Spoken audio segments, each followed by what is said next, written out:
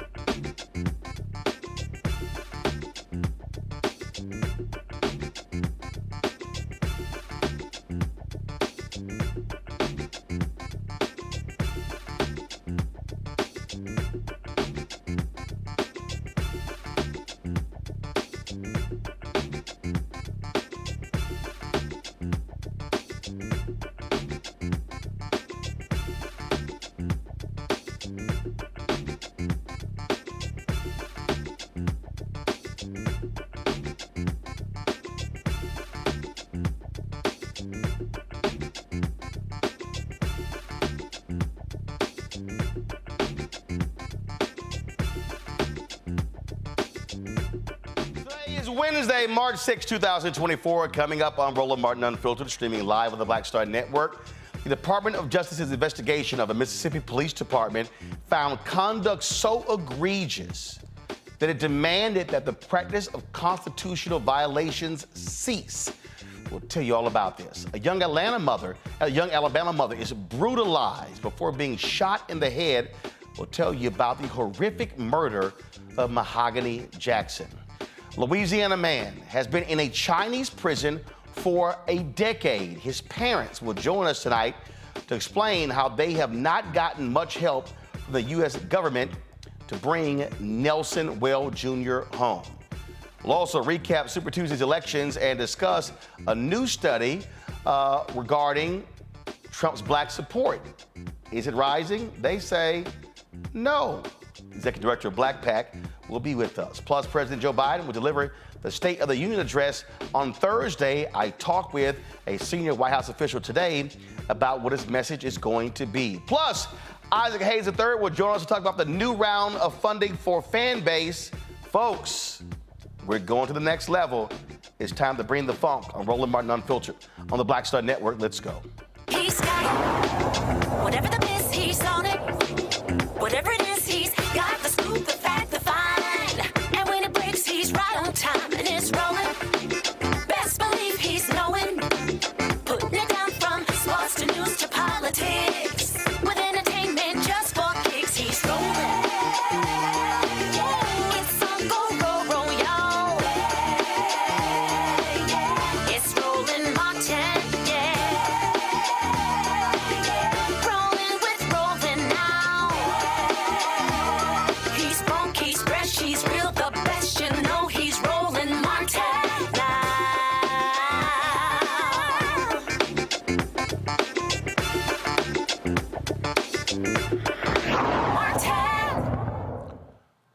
The Department of Justice issued demands to a Mississippi Police Department regarding them violating the constitutional rights of folks they have arrested. The DOJ found that the Lexington Police Department imprisoned people for outstanding fines without assessing whether they can afford to pay them.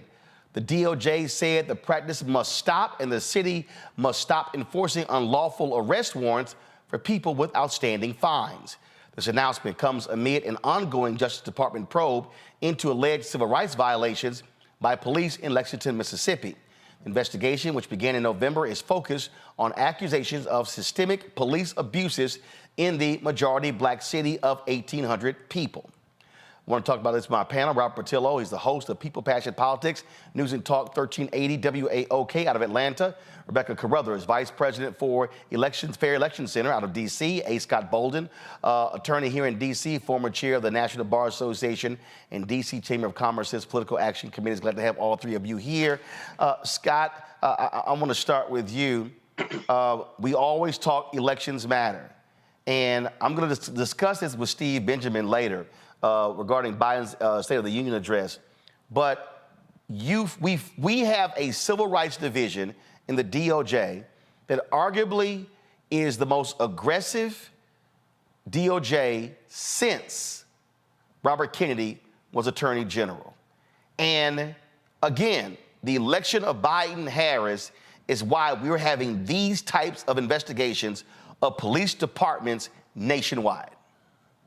And then add the U.S. prison system or the penitentiary system to that list, and that Civil Rights Division under Kirsten gets even more aggressive and more successful. They're just going by police department and federal penitentiaries and state penitentiaries and state police departments one by one. There's so much work to be done in this space because it hasn't been done in the past that they're overwhelmed.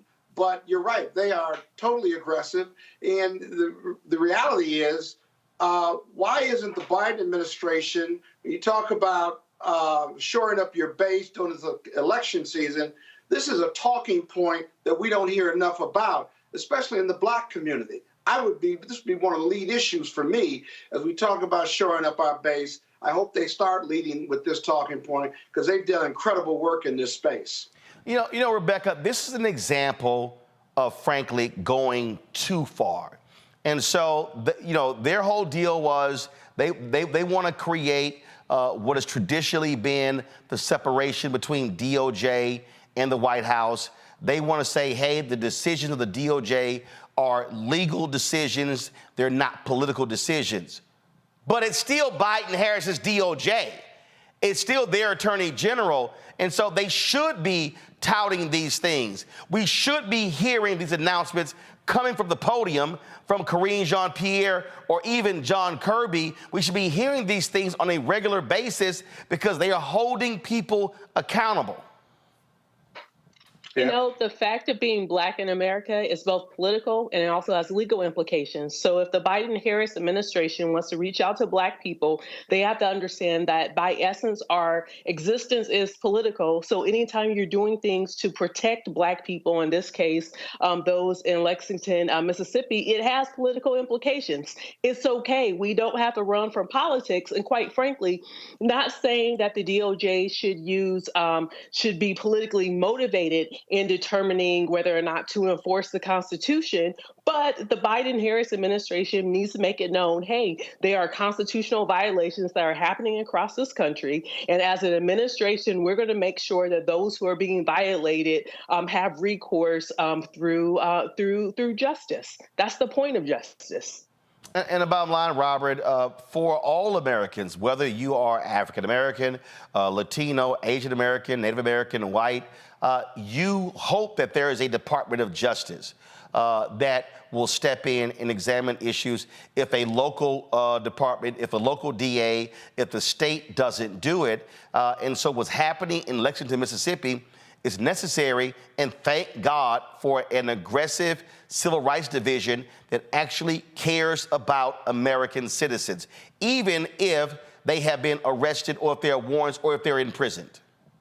Well, I also want people to remember what the Justice Department was just one administration ago, because we can't look at this in a vacuum. Remember when Jeff Sessions was Attorney General, that was not too long ago, he spent the assets of the Civil Rights Division of the Justice Department to go after discrimination against white students in the form of diversity and affirmative action programs. That is what they spent the time and the efforts of civil rights attorneys in the Department of Justice to do, to investigate discrimination against white students. We have to look at what Bill Barr did as Attorney General and all the other acting attorneys general that President Trump had, whose main purpose were to help him steal the election and maintain power while going after his political adversaries. That is what a poor administration can do when they are given the immense power of the Justice Department. We're seeing the opposite of that now with Christian Clark and with Merrick Garland and the Biden Justice Department actually using these tools for the express purpose that they were meant to, which is to protect the civil rights of African Americans. And we should use this as a springboard to pass even stronger and more powerful legislation,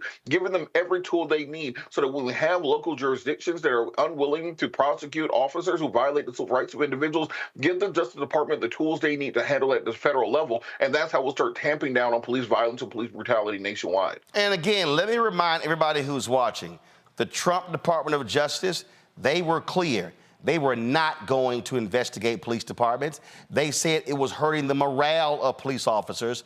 They wanted to pull back on consent decrees. So for all the people out there who are watching and listening, who are confused about what to do in this election, do understand a Trump Department of Justice would not be investigating these type of issues. They would not be investigating what's happening in local jails, in state prisons, or what's happening in federal prisons. In fact, last week, we've been having some issues getting the video, but last week, the Department of Justice Civil Rights Division, Christian Clark, who leads it, they announced what was happening in Mississippi prisons. And they were talking about the horrible conditions that we're seeing there and talking about what they're doing to fix those. And so, Mississippi, of course, is the blackest state in the union.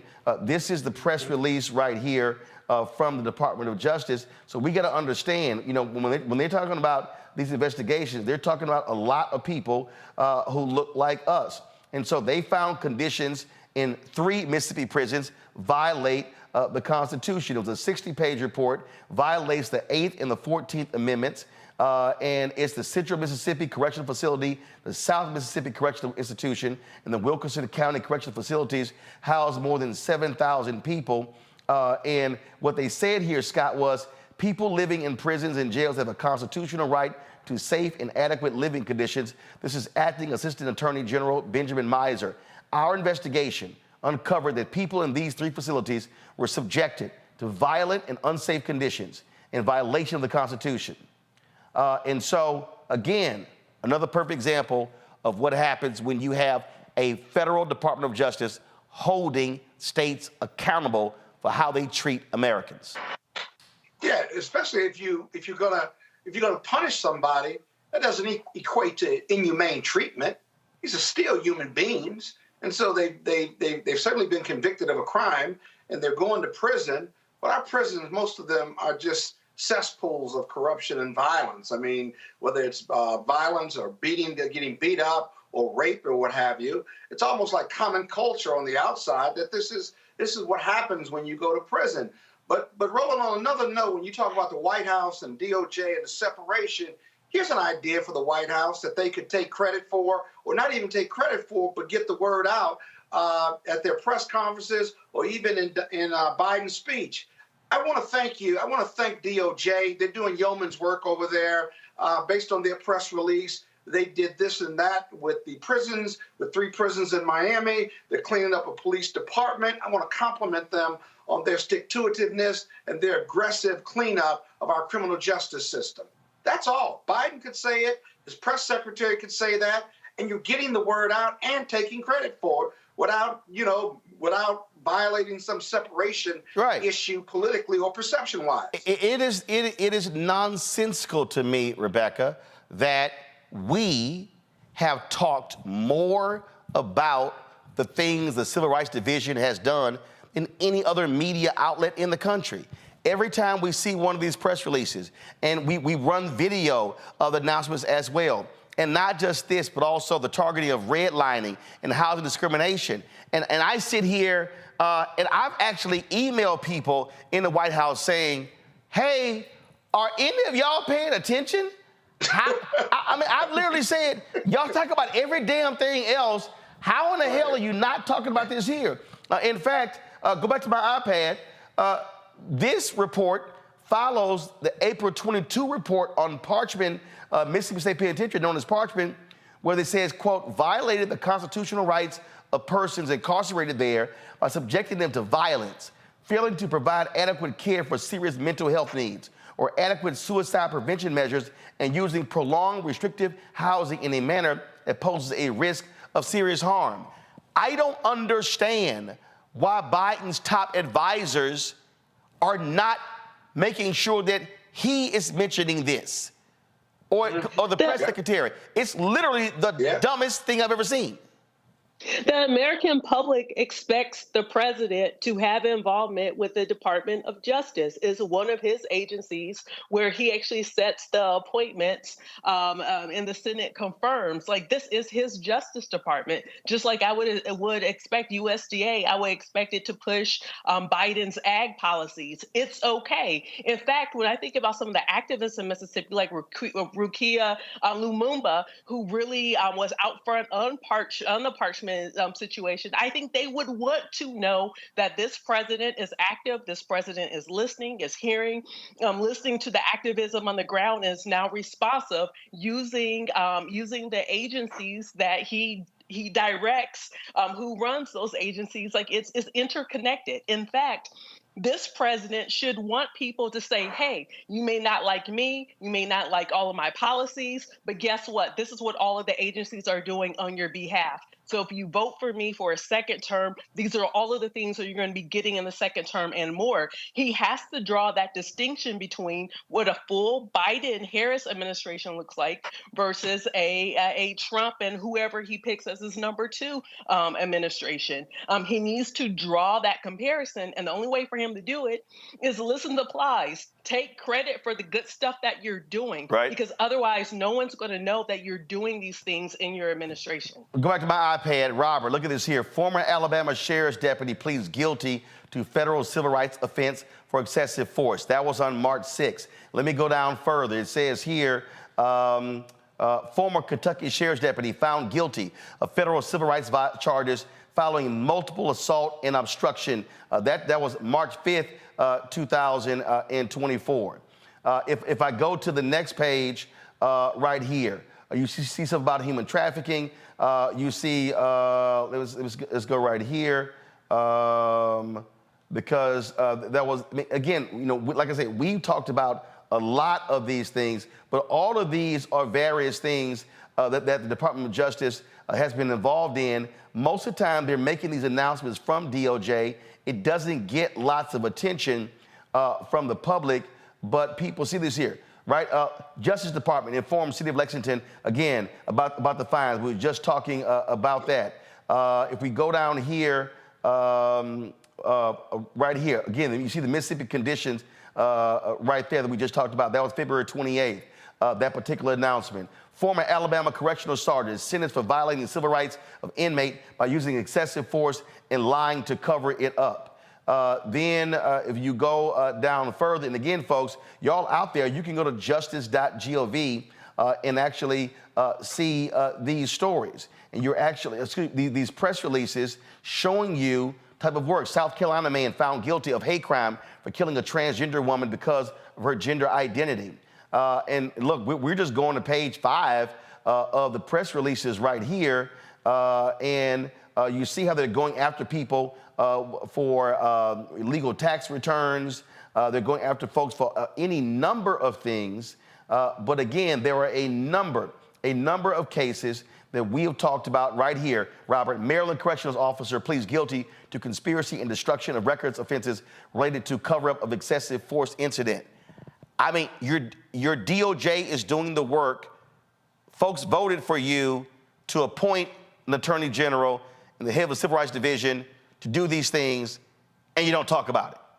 That's nuts. Well, Democrats do a very poor job of controlling the narrative, often because they just aren't as dedicated to pushing the same message day in and day out. Think about what the current national conversation is on the issues of race. We're not talking about police officers who are being arrested and convicted and sentenced to jail time for violating the civil rights of African Americans and other minorities in this country through excessive force as demonstrated by the Department of Justice. The conversation on race and racism in this country is about the diversity, equity, and inclusion. It's about critical race theory. It's about what books are being banned and aren't being banned. Most of the stuff you just named, you can't even teach in Florida. That'd be against the law in that state. And so when you're talking about controlling the narrative, controlling the conversations around these things, we have to lead with this, and we have to also. And we're going to just say, and we're going to make the decision as a society and as a culture that entertainers will be leading the conversation on politics for the Black community. Let's make sure we're getting them the right facts and the right information. People are going to be taking their political advice from Waka Flocka Flame and Sexy Red and Whoa Vicky. Well, let's make sure that we're sitting them down with the Justice Department and the people who have been affected by many of these initiatives put forward by the Civil Rights Division, so that when they're going out there and repeating this information, they're repeating the correct information. Otherwise, we lose this argument to the intense MAGAs who are able to create their own version of reality to inhabit. Indeed. All right, hold tight 1 second. We come back. Republicans want to defund the police. Yep. No lie. I'll show you next. Roland Martin Unfiltered on the Black Star Network. Hatred on the streets, a horrific scene, a white nationalist rally that descended into deadly violence. White people are losing their damn minds. As an angry pro-Trump mob storms the U.S. Capitol, we've seen We're about to see the rise of what I call white minority resistance.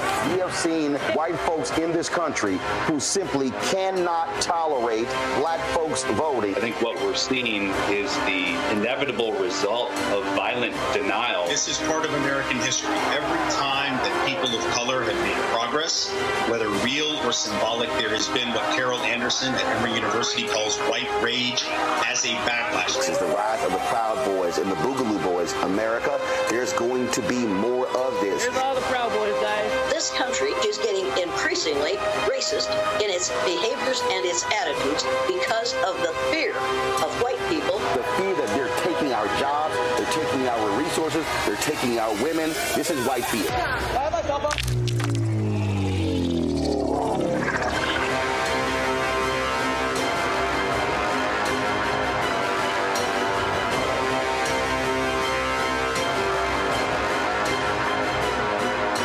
On the next Get Wealthy with me, Deborah Owens, America's Wealth Coach, I'm sure you've heard that saying that the only thing guaranteed is death and taxes. The truth is that the wealthy get wealthier by understanding tax strategy.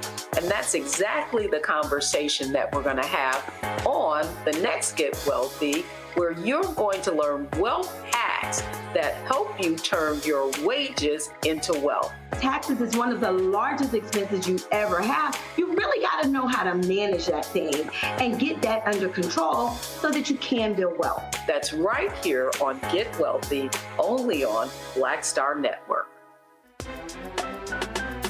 I'm Faraji Muhammad, live from LA.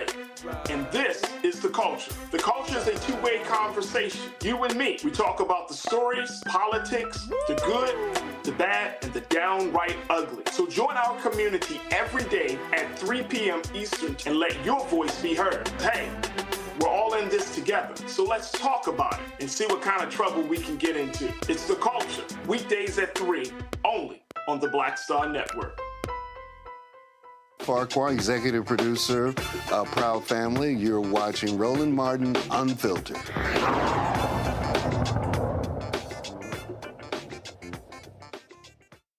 Republicans want to defund the police. Yep, no lie. They've been criticizing Democrats for the last several years for that, lying about that as well. But Speaker Mike Johnson, he literally said this today. Listen. We have advanced, and we also advanced, as you've seen the summary, cuts to some of the agencies that we believe are really overreaching and have been turned in some ways against the American people.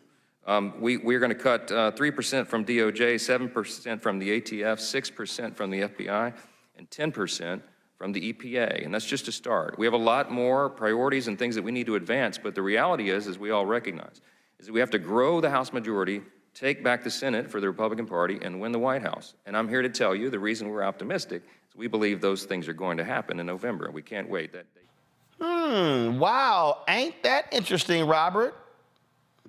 You know, the hypocrisy of the Republican Party really is galling at this point in time. It seems that they don't have any value that they're not willing to step directly over. They believe in small, limited government, but then when it was time for immigration deal, they said, well, you don't need to go through Congress. The president just has that power. He can do it intrinsically.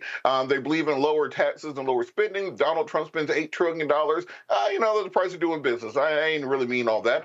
They say, well, we're pro-life through and through. And then when it starts polling badly and they lose some elections, they say, well, when we say pro-life, we meant like a certain number of weeks, then it will count, or whatever will get us through this immediate moment. And this is just another example of this. We've heard years the rhetoric of Republicans saying that they supported law and order. Then the minute that Donald Trump got arrested, they decided that they were against the FBI, they were against the Department of Justice, they were against anybody who could investigate them. The entire legal system is completely corrupt and needs to be destroyed from the inside out. It's very difficult to actually find out what the Republican Party stands for in 2024, except for whatever will get them out of the next sentence. And as long as you're governing in that nature, it's very difficult to actually have a governing coalition. See, here's what I find to be hilarious, Rebecca. And Robert, we know you love your guns. They've hated the ATF since the raid on Waco and David Koresh in 1992. They've despised the ATF. So now they're mad about the DOJ and the FBI because they're investigating Donald Trump, who chose to do illegal stuff. All right? We know they hate the Environmental Protection Agency, and so they're targeting the DOJ, the FBI, EPA, and the ATF. I mean, hell, go ahead and go for it all. Just go ahead and defund the Secret Service and the DEA while you're at it. The IRS, the rest of them. Like, I always wonder if you're going to defund all these other stuff, defund some of these college loans that people are paying back in. If you're going to do something, here's the bottom line: is that once again, the Republican Party is showing that they're not serious with having true policy solutions to help the American people. That's the first thing.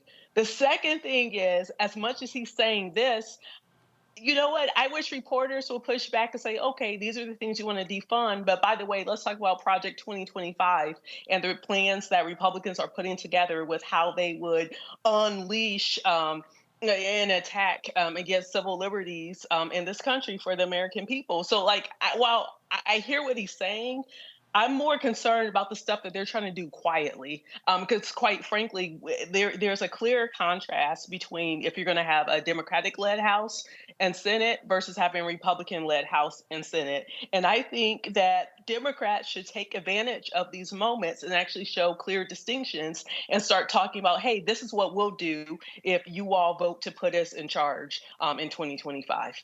And this also is one where, frankly, Scott, Democrats should be far more aggressive at hitting Republicans, showing their hypocrisy, and showing how fraudulent they really are. They'll run that video of that press conference that you just ran and said Republicans want to defund the police, and just run it over and over again. And while you're doing that, overlay that with a video of Donald Trump's folks beating the hell out of cops on January 6th.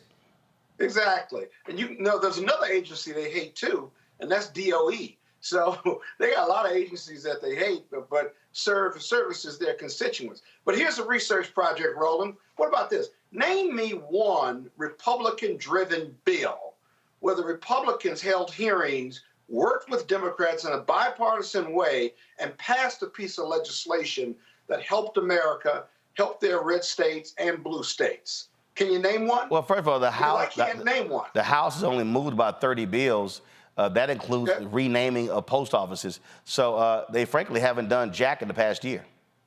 Right. And not only they party or no, but they do these investigations and they get on TV and they do all these other things. But if I'm a Republican elected congressman or woman, what am I doing? What's my job? I fundraise consistently for 2 years. I get on Fox News. I fight the president. I say no to everything. I play politics, right? But a substantive investigation or a substantive piece of legislation that is Republican-led and driven, that leads America, name one bill that does that, that's got the Republican lead on it. And I just can't name one. I guess you've been kicking it with Texas Congressman Chip Roy, because this is what he said on the House floor. The gentleman from California. I'm sorry, California. I would note that we've only really had now 2 people speak in opposition to the bill out of the 40 minutes that's been on the floor. And that's just the reality of what we deal with here. The fact of the matter is, all of this is a shell game. Last year, Republicans were presented with a bill that was supposed to cap spending at $1.59 trillion. Now we have legislation that will do no such thing. Republicans will go around and they'll talk about how they scored major wins, how they somehow delivered for the American people. The fact of the matter is, we did no such thing. We signed up for caps at $1.59 trillion. We could have had $1.56 trillion if we would have passed a CR this year that would have triggered the caps. Limit safe growth that we passed was $1.471 trillion, but we're not doing that. We're going to blow the lid off of caps at $1.66 trillion. That's what we're actually going to do. While my Republican colleagues are going to run around and say that they somehow delivered cuts by saying $24 billion in cuts off of a CR that not one member of this body could come down to the floor and explain. And I would take that challenge. If any member of the body can come down and explain to the American people in terms that they can understand, explain it, exactly what the cuts look like. Because what you'll get are things like, oh, we cut 7% out of the FBI. But what they won't tell you is 95% of that cut is eliminating an earmark from Richard Shelby, because Richard Shelby is no longer here to defend his pet project building back in Alabama. And they're going to say, oh, look, we're cutting the Department of Justice and the FBI. But the truth of the matter is, we didn't get any of the major wins that we worked all last year to get. All of these things, like defunding the sanctuary cities, refusing to report criminal aliens, gone. All of these measures are not in the bill. I rise in opposition to this legislation. I hope my Republican colleagues will oppose it. We deserve to deliver for the American people the way we said we would, to cut spending and secure the border of the United States. Well, that's right there is an ad. We didn't do jack. How you pour that up like that? That was good. That was good because you didn't know what I was going to say at all. This ain't my first rodeo. I've done this before, Scott. That was good. I like that. Go right ahead. Go on with your baby. I'll leave you alone. That's how we do it here. All right. That's how we do it. All right, got to go to break. We come back. A brother's been held in a Chinese prison for 10 years. What is the State Department doing to get him out? We'll talk with his family next. And also, North Carolina Republicans have nominated a crazy, deranged, sick, and demented black man as their nominee for governor. Wait till we show you videos of him saying, first of all, he's a Holocaust denier. He said the civil rights movement wasn't jack. And ladies, guess what? He said, y'all should not have the right to vote. Oh, yeah. I got all of it. Let me go show you right here in Roland Martin Unfiltered on the Black Star Network. Be sure to join our Black Star Network, Bring the Funk fan club. So you're checking money order to P.O. Box 57196, Washington, D.C. 20037-0196. Cash App, $RM Unfiltered, PayPal, R Martin Unfiltered. Venmo is RM Unfiltered. Zelle, Roland at RolandSMartin.com. Roland at RolandMartinUnfiltered.com. We'll be right back.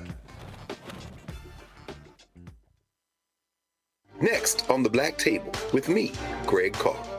Democracy in the United States is under siege. On this list of bad actors, it's easy to point out the Donald Trumps, the Marjorie Taylor Greens, or even the United States Supreme Court as the primary villains. But as David Pepper, author, scholar, and former politician himself says, there's another factor that trumps them all and resides much closer to many of our homes. His book is Laboratories of Autocracy, a wake-up call from behind the lines. So these state houses get hijacked by the far right, then they gerrymander, they suppress the opposition, and that allows them to legislate in a way that doesn't reflect the people of that state. David Pepper joins us on the next Black Table, here on the Black Star Network. Grow your business or career with Grow with Google's wide range of online courses, digital training, and tools. Gain in-demand job skills with flexible online training programs designed to put you on the fast track to jobs in high-growth fields. No experience is necessary. Learn at your own pace. Complete the online certificate program on your own terms. Stand out to employers, get on a path to in-demand jobs, and connect with top employers who are currently hiring. Take one professional career certificate program or all 6. Earn a Google Career Certificate to prepare for a job in a high-growth field like data analytics, project management, UX design, cybersecurity, and more. All professional career certificate programs must be completed by December 31st, 2024. Scan the QR code to complete the application. There are 1,000 scholarships available. Grow with Google and J. Hood and Associates. Be job ready and qualify for in-demand jobs. For the last 15 or maybe 16 years, 18 years, I'll say, since when I moved to LA, I hadn't had a break. I hadn't had a vacation, probably a week vacation here or there. Right. This year, after I got finished doing Queen Shit and we wrapped it out, because I knew I had 2 TV shows coming on at the same time, so I'm gonna take a little break. So I've been on break for the first time, and I can afford it now. Praise God. You know what I'm saying? Right. So I can afford it. I'm like, I can sit back and ain't got nothing to worry about, man. But this was the first time in almost in 2 decades that I've actually had time to sit back and smell the roses.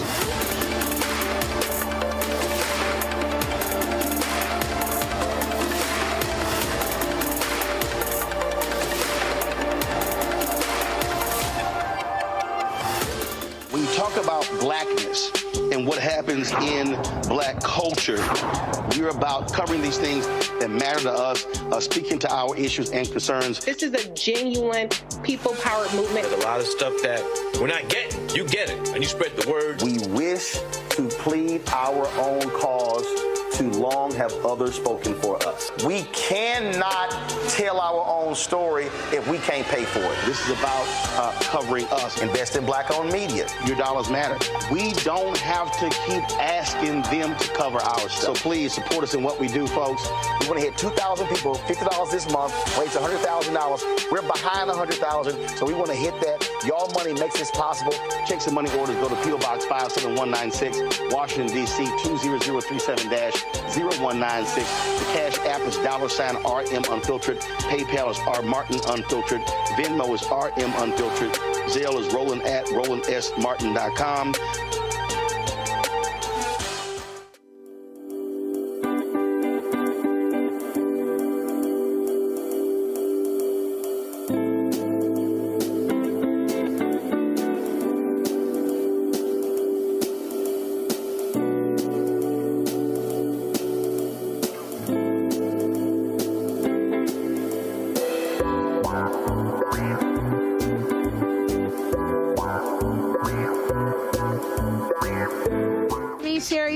With Sammy Roman. I'm Dr. Robin B., pharmacist and fitness coach, and you're watching Roland Martin Unfiltered.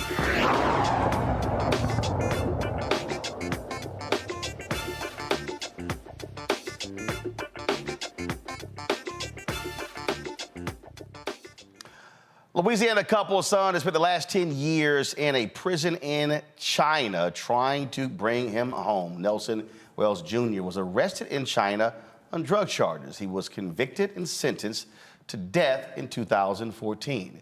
That sentence was commuted to life in prison, which was then reduced to 22 years without the benefit of time served. His parents, Nelson Sr. and Cynthia Nelson, have depleted their life savings trying to bring their son home. They join me now in studio along with Joy Chaney. Glad to have all three of you here. So first, what was your son doing in China? He went over there to try to get some medical help because he has been suffering with seizures. He was hit while leaving work, going home, and a guy came up the one-way street. He was on a moped, and he suffered severe injuries. He broke his leg, his arm, and the most significant thing was he hit his head, and he developed seizures from that. So upon his medical recommendation, they wanted to try to see if they can get some medication that can control these seizures. And his physician told him to go over there and talk to, some of the Chinese doctors over there that might have something that would be able to help him. Now, when he got hit, that took place here or in China? In Japan. In Japan? In Japan. So he got hit in Japan, and his doctors in Japan told him, try to go to China to see if there's some medication to help. Right. That's basically how it all started. All right, so he goes to China, and then what happened? Well, now this is where it gets tricky. While he's in China, we are only told by the Chinese government what happened. So while he's there, it doesn't work out for him. He's coming home. And in the process of coming home, there was an individual that I guess Nelson knew or possibly met. And they became associates or whatever the case may be. I haven't gotten his story as of yet.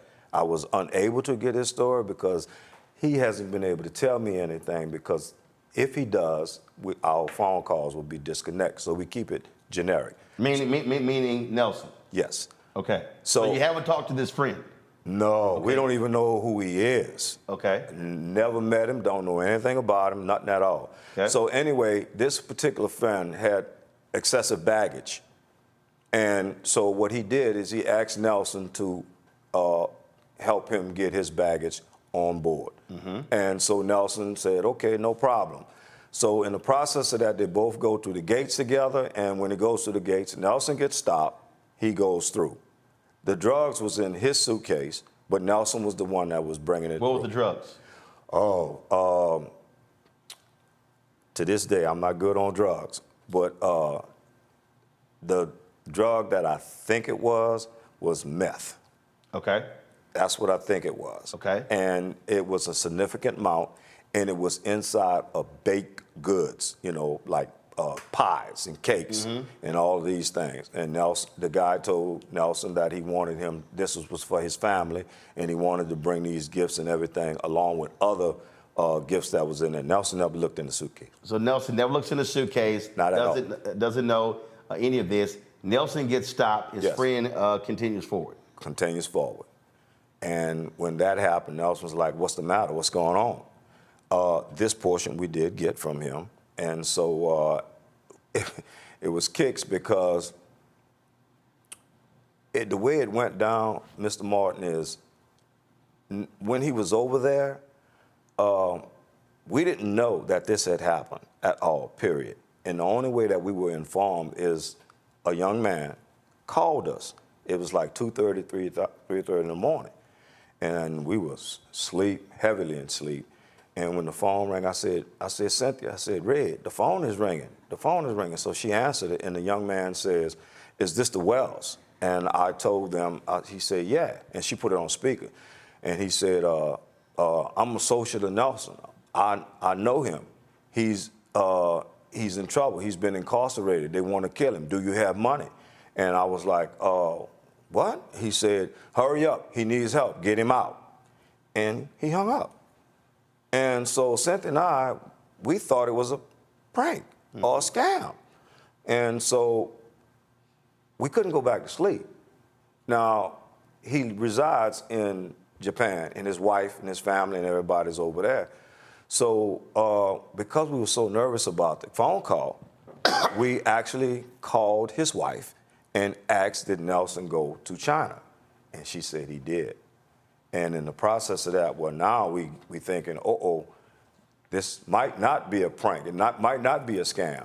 So at this point, we decide that let's look into this. So we called embassy, the Chinese embassy, and we say, look, we believe that our son may be incarcerated. Chinese embassy where? In Beijing, I believe it was, we called it. Yeah, I think it was Beijing. And we asked them, we said, listen, we believe that our son has been detained. We need you all to find out and verify, is this true? So the embassy went to searching for him, and they called us back and said, well, we don't have him. We don't know anything about it. So a couple of weeks went by, and after all these weeks went by, we started saying, well, we haven't heard from him. And he calls us all the time. He don't miss special occasions. And so our wedding anniversary go by, and we don't have no phone call from him. So it's like, okay, something is not right. So we inquired again, and still yet they don't have anything. So Cynthia, at this point, start using outside channels. We find him. And in the process of finding him, then we verify that this is true with Mr. John Cam, who's in San Francisco. He said he's not on my list, but he is there. So we then, in turn, forward this information to the embassy. The embassy goes find him. And as they find him, they come back and say, yeah, this is true. He's there. And we will do whatever we can to help y'all in this process. So at that point, Nelson is in the detention center. And I think 6 months go by. We are not in contact with him at all. So eventually, after about another 3 months, we finally get a phone call from Nelson, and he says, Mom,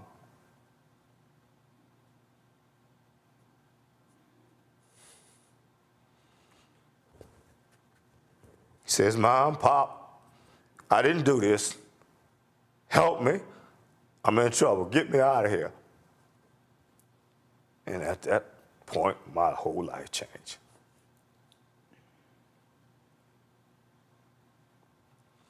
So now this is a reality. This is no game. We have no political contacts. I don't know what I'm gonna do to help my child. I feel helpless, weak. You know, so we get back in touch with the embassy, and we ask them to give us all the support and assist. We ask them, well, is there some lawyers y'all can help us out with? And this is kind of hard for Mr. Martin, so bear with me.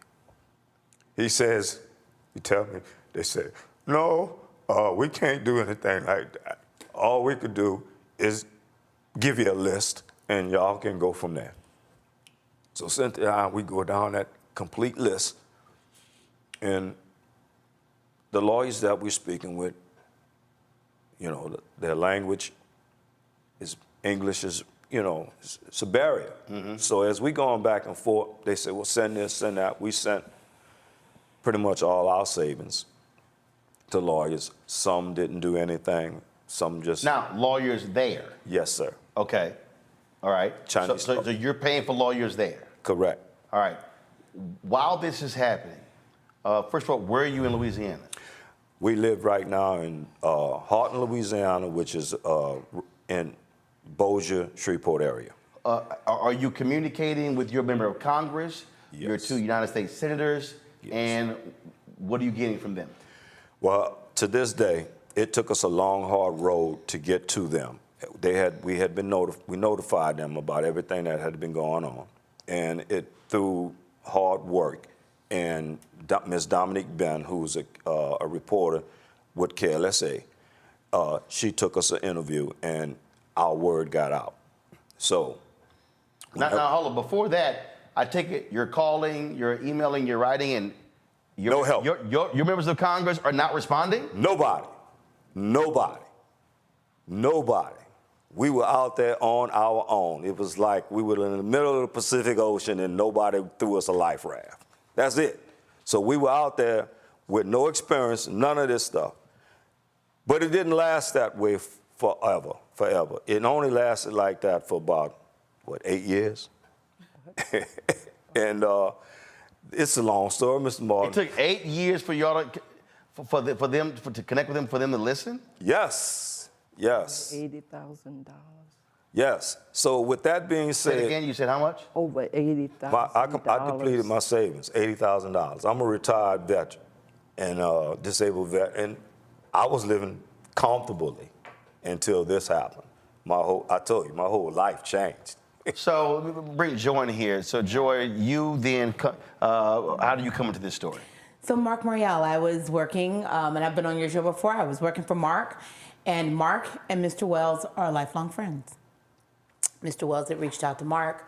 At the time I worked for him, he asked me to do some work on it, and then I continued working on it, and even after I left the Urban League, I took them on as pro bono clients, along with a man named Peter Humphrey, who he and his wife had been in a Chinese prison from Britain, and they were released, and so Peter has dedicated his life to helping other families not feel so alone and to navigate this quagmire. It's very difficult. So with him in London and me in the United States here in Washington, D.C., and with so many friends that have come from that, including new friends, Angelo Greco, others, we have been making some traction. Yes. And when we say make some traction, yeah, how so? Let me tell you about it. So this week we're in D.C. and we're meeting with our members of Congress. The Wells's congressman happens to be Mike Johnson, who is now Speaker. Your member of Congress is the Speaker of the House. Yes. How fortuitous. And then, of course, our 2 senators from Louisiana, Senator Kennedy and Senator Cassidy. The attention from the press and others, and Ms. Dominique Ben certainly focused everyone's attention on this case. And with that, we were able to get responses. And now we have our senators, as well as others, including Troy Carter. Everyone is focused, and we are starting to get high-level conversations with the State Department, with others in the Chinese, in the People's Republic of China, and others to try to see what kinds of negotiations, what kinds of conversations can happen to help Nelson. Have y'all actually sat and met with Speaker Johnson? No, but what I can say is this. Not in person, but. But what I can say is this. Before Speaker Johnson became Speaker Johnson, he called me personally on the phone, and we had a 2.5 hour conversation. And in that conversation, he understood what I was asking for, and he promised me. He said, I will do everything in my power to assist you and your family in bringing your son home. Have y'all had direct conversation with both United States senators? We have. So today we met with Senator Cassidy in person in his office. Is that the first time y'all met with him? Yes. It is the first time. So in 10 years, this is the first time you met with one of your 2 United States senators? Yes. Yes, that's true. This is true. What about Kennedy? Not as in of yet. person, not in person, but we have spoke with his staff. No, have you talked to him? No, sir. Not Kennedy. So in the decade, you haven't talked to Kennedy. You're here. Is his office setting up time for y'all to meet with him? We're working on it. We've met with his staff, and you know, No, that's the staff. I'm talking about him. We hope to meet with Senator Kennedy soon, but we did meet with Senator Cassidy. We've had long conversations with Speaker Johnson. And I know you might say, well, why am I not holding their feet to the fire? No. I'm just putting it out because I want to understand all of the details. Those are the details here. And so we have not met with Kennedy. Gotcha. All right. So what are your conversations? Who are you dealing with at state? We are working with the counselor. Counselor affairs. We don't give names, but we have been working with our State Department officials, with American Citizen Services, with the Office of Counselor Affairs in the State Department, and others. But I think the point is, it has taken 10 years to get this type of traction. And for those out there wondering, what does this have to do with you?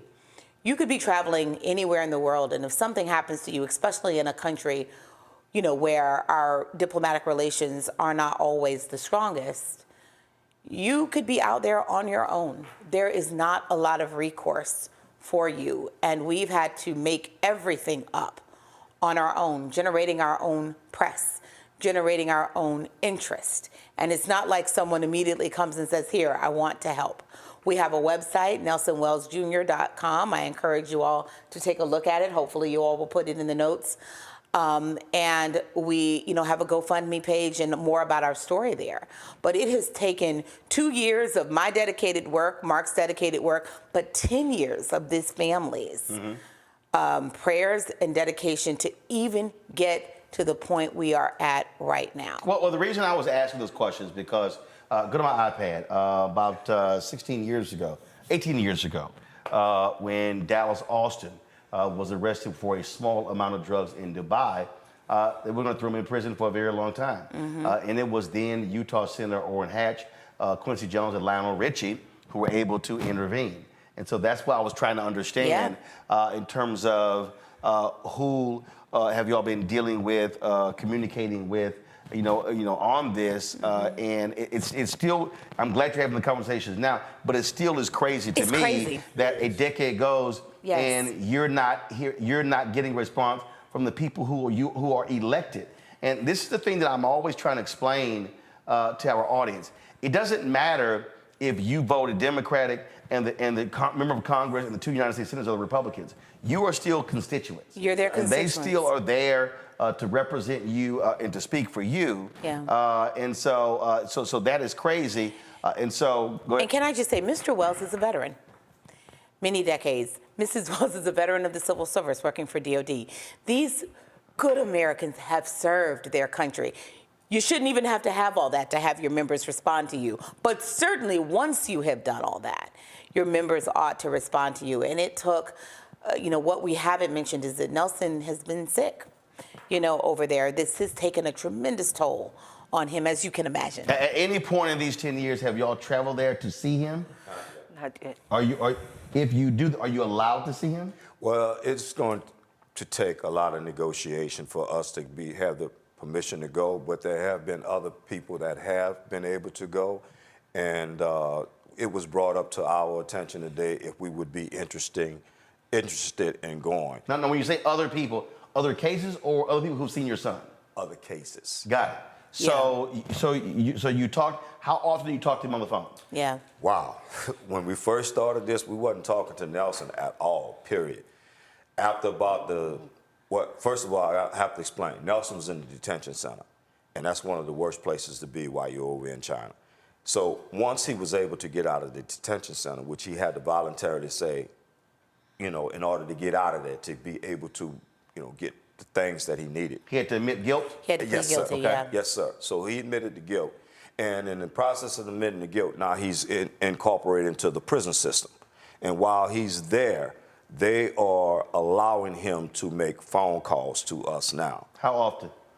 It started off where we would get a phone call like once every 6 months.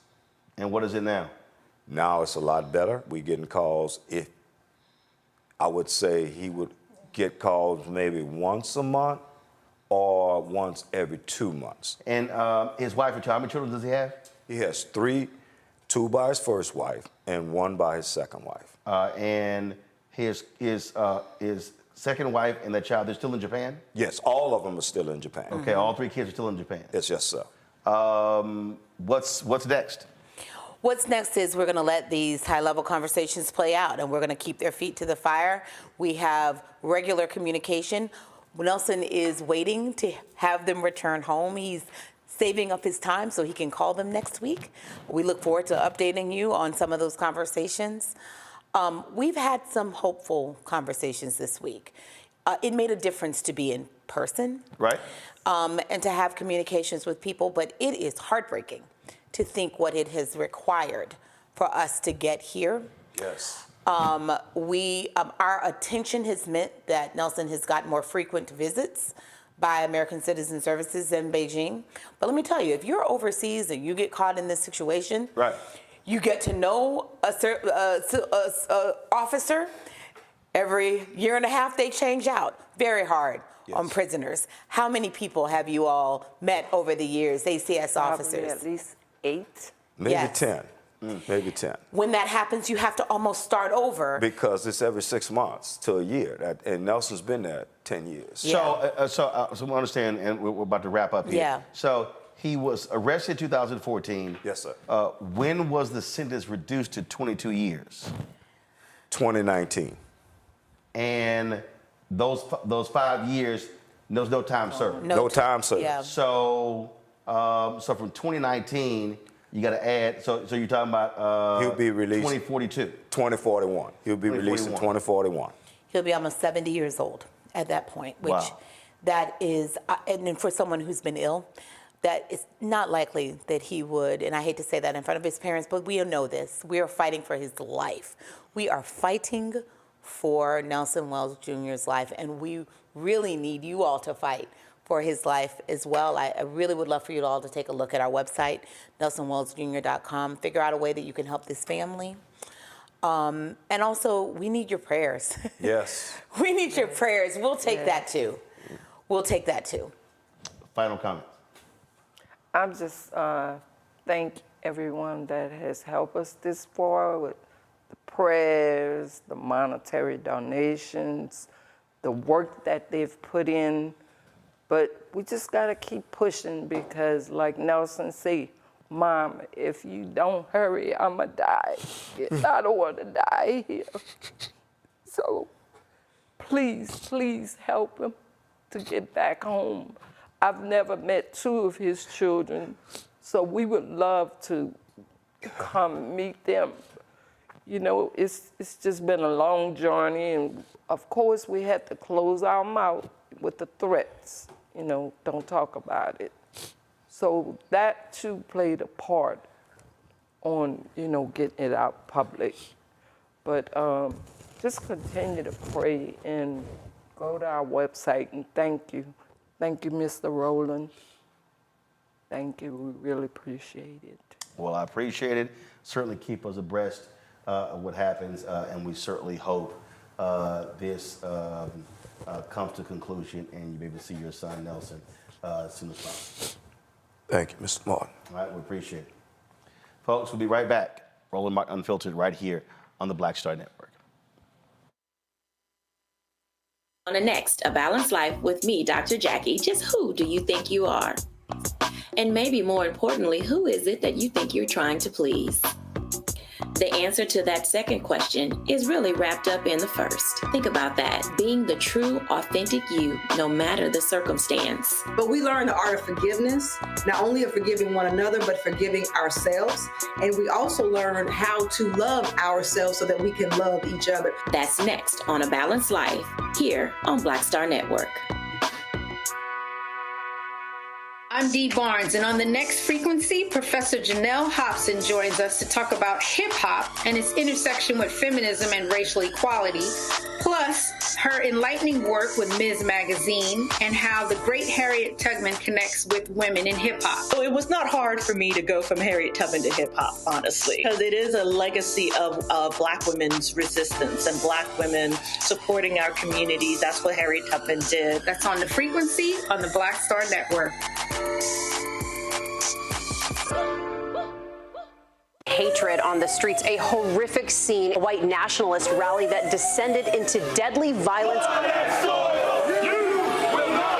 White people are losing their damn minds. As an angry pro-Trump mob storms the U.S. Capitol, we're about to see the rise of what I call white minority resistance.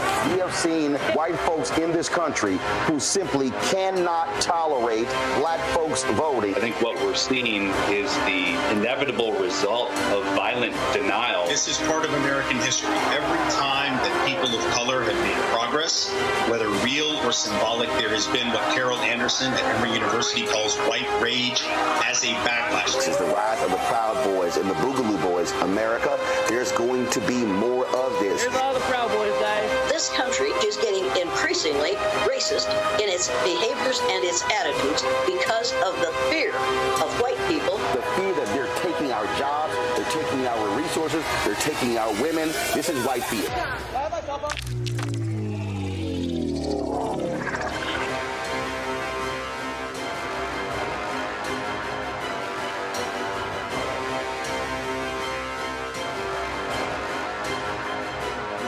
It's John Murray, the executive producer of the new Sherry Shepherd Talk Show. You're watching Roland Martin Unfiltered.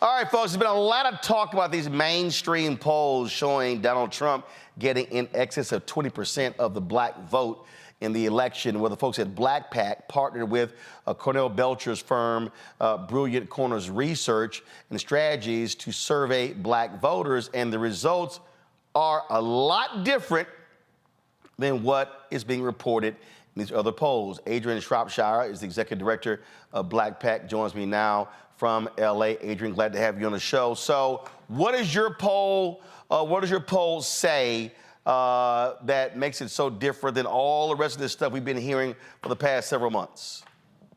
So we have actually been polling and doing focus groups for the last 6 months.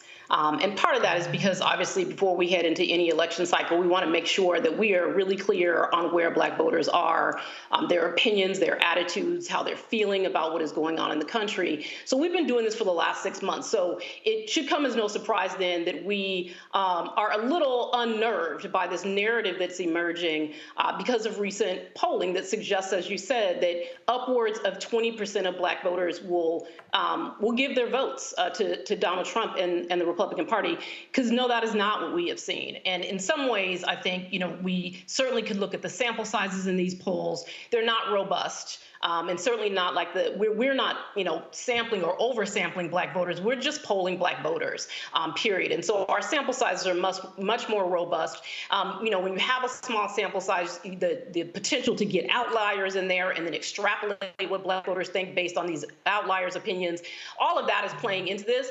But what I can tell you is that our polling for the last 6 months and our focus groups don't suggest at all that there is some historic number of Black folks that are saying that they're going to vote for Donald Trump. There is no racial realignment that appears to be happening in the research that we're doing. And in fact, the support levels for Donald Trump have not risen since 2020 in the research that we've done. So he has gotten between 8 and 12% of Black voters saying that they're going to support him going back to 2020. And I think the same is true for the thermometer that we use. We use a thermometer when we ask people how warm or cold they feel toward a candidate. And Donald Trump's thermometer has hovered just above zero. The coldest of cold in our research going all the way back to 2016. So it is unsettling to hear, and not so much the polls themselves, but there is a narrative emerging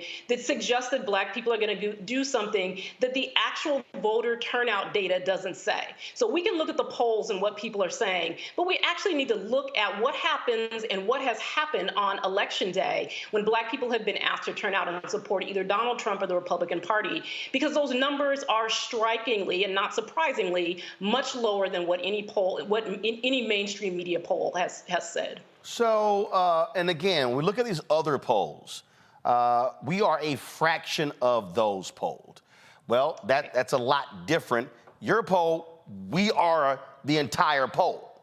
So you're getting a much better and robust understanding of Black people and their thoughts and perspectives in your poll because it's just Black people. It is not, yeah, that's right. It's just Black folks. And so you're going to get a range of opinions. And I think that, we always say, because we know this, that Black folks are not a monolith, and that is true. But there are some things that Black people have agreed on. There are some things that are very clear to us in terms of what is at stake. And this is the other thing that that just rings true for us. And obviously is, the opposite of what the mainstream polling is saying. We've been asking this question for the last 6 months. What is the biggest threat to the Black community? We ask it in our polls and we ask it in our focus groups.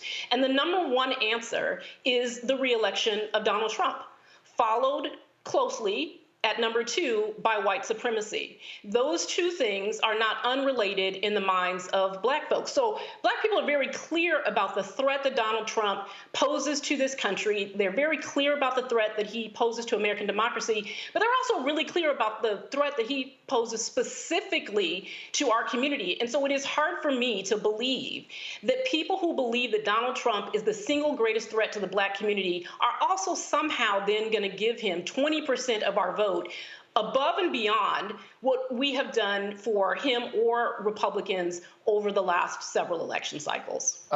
This right here, go to my iPad, the slides that y'all presented, and you're showing actual results. 2016 exit polls show 8%, Pew said 6.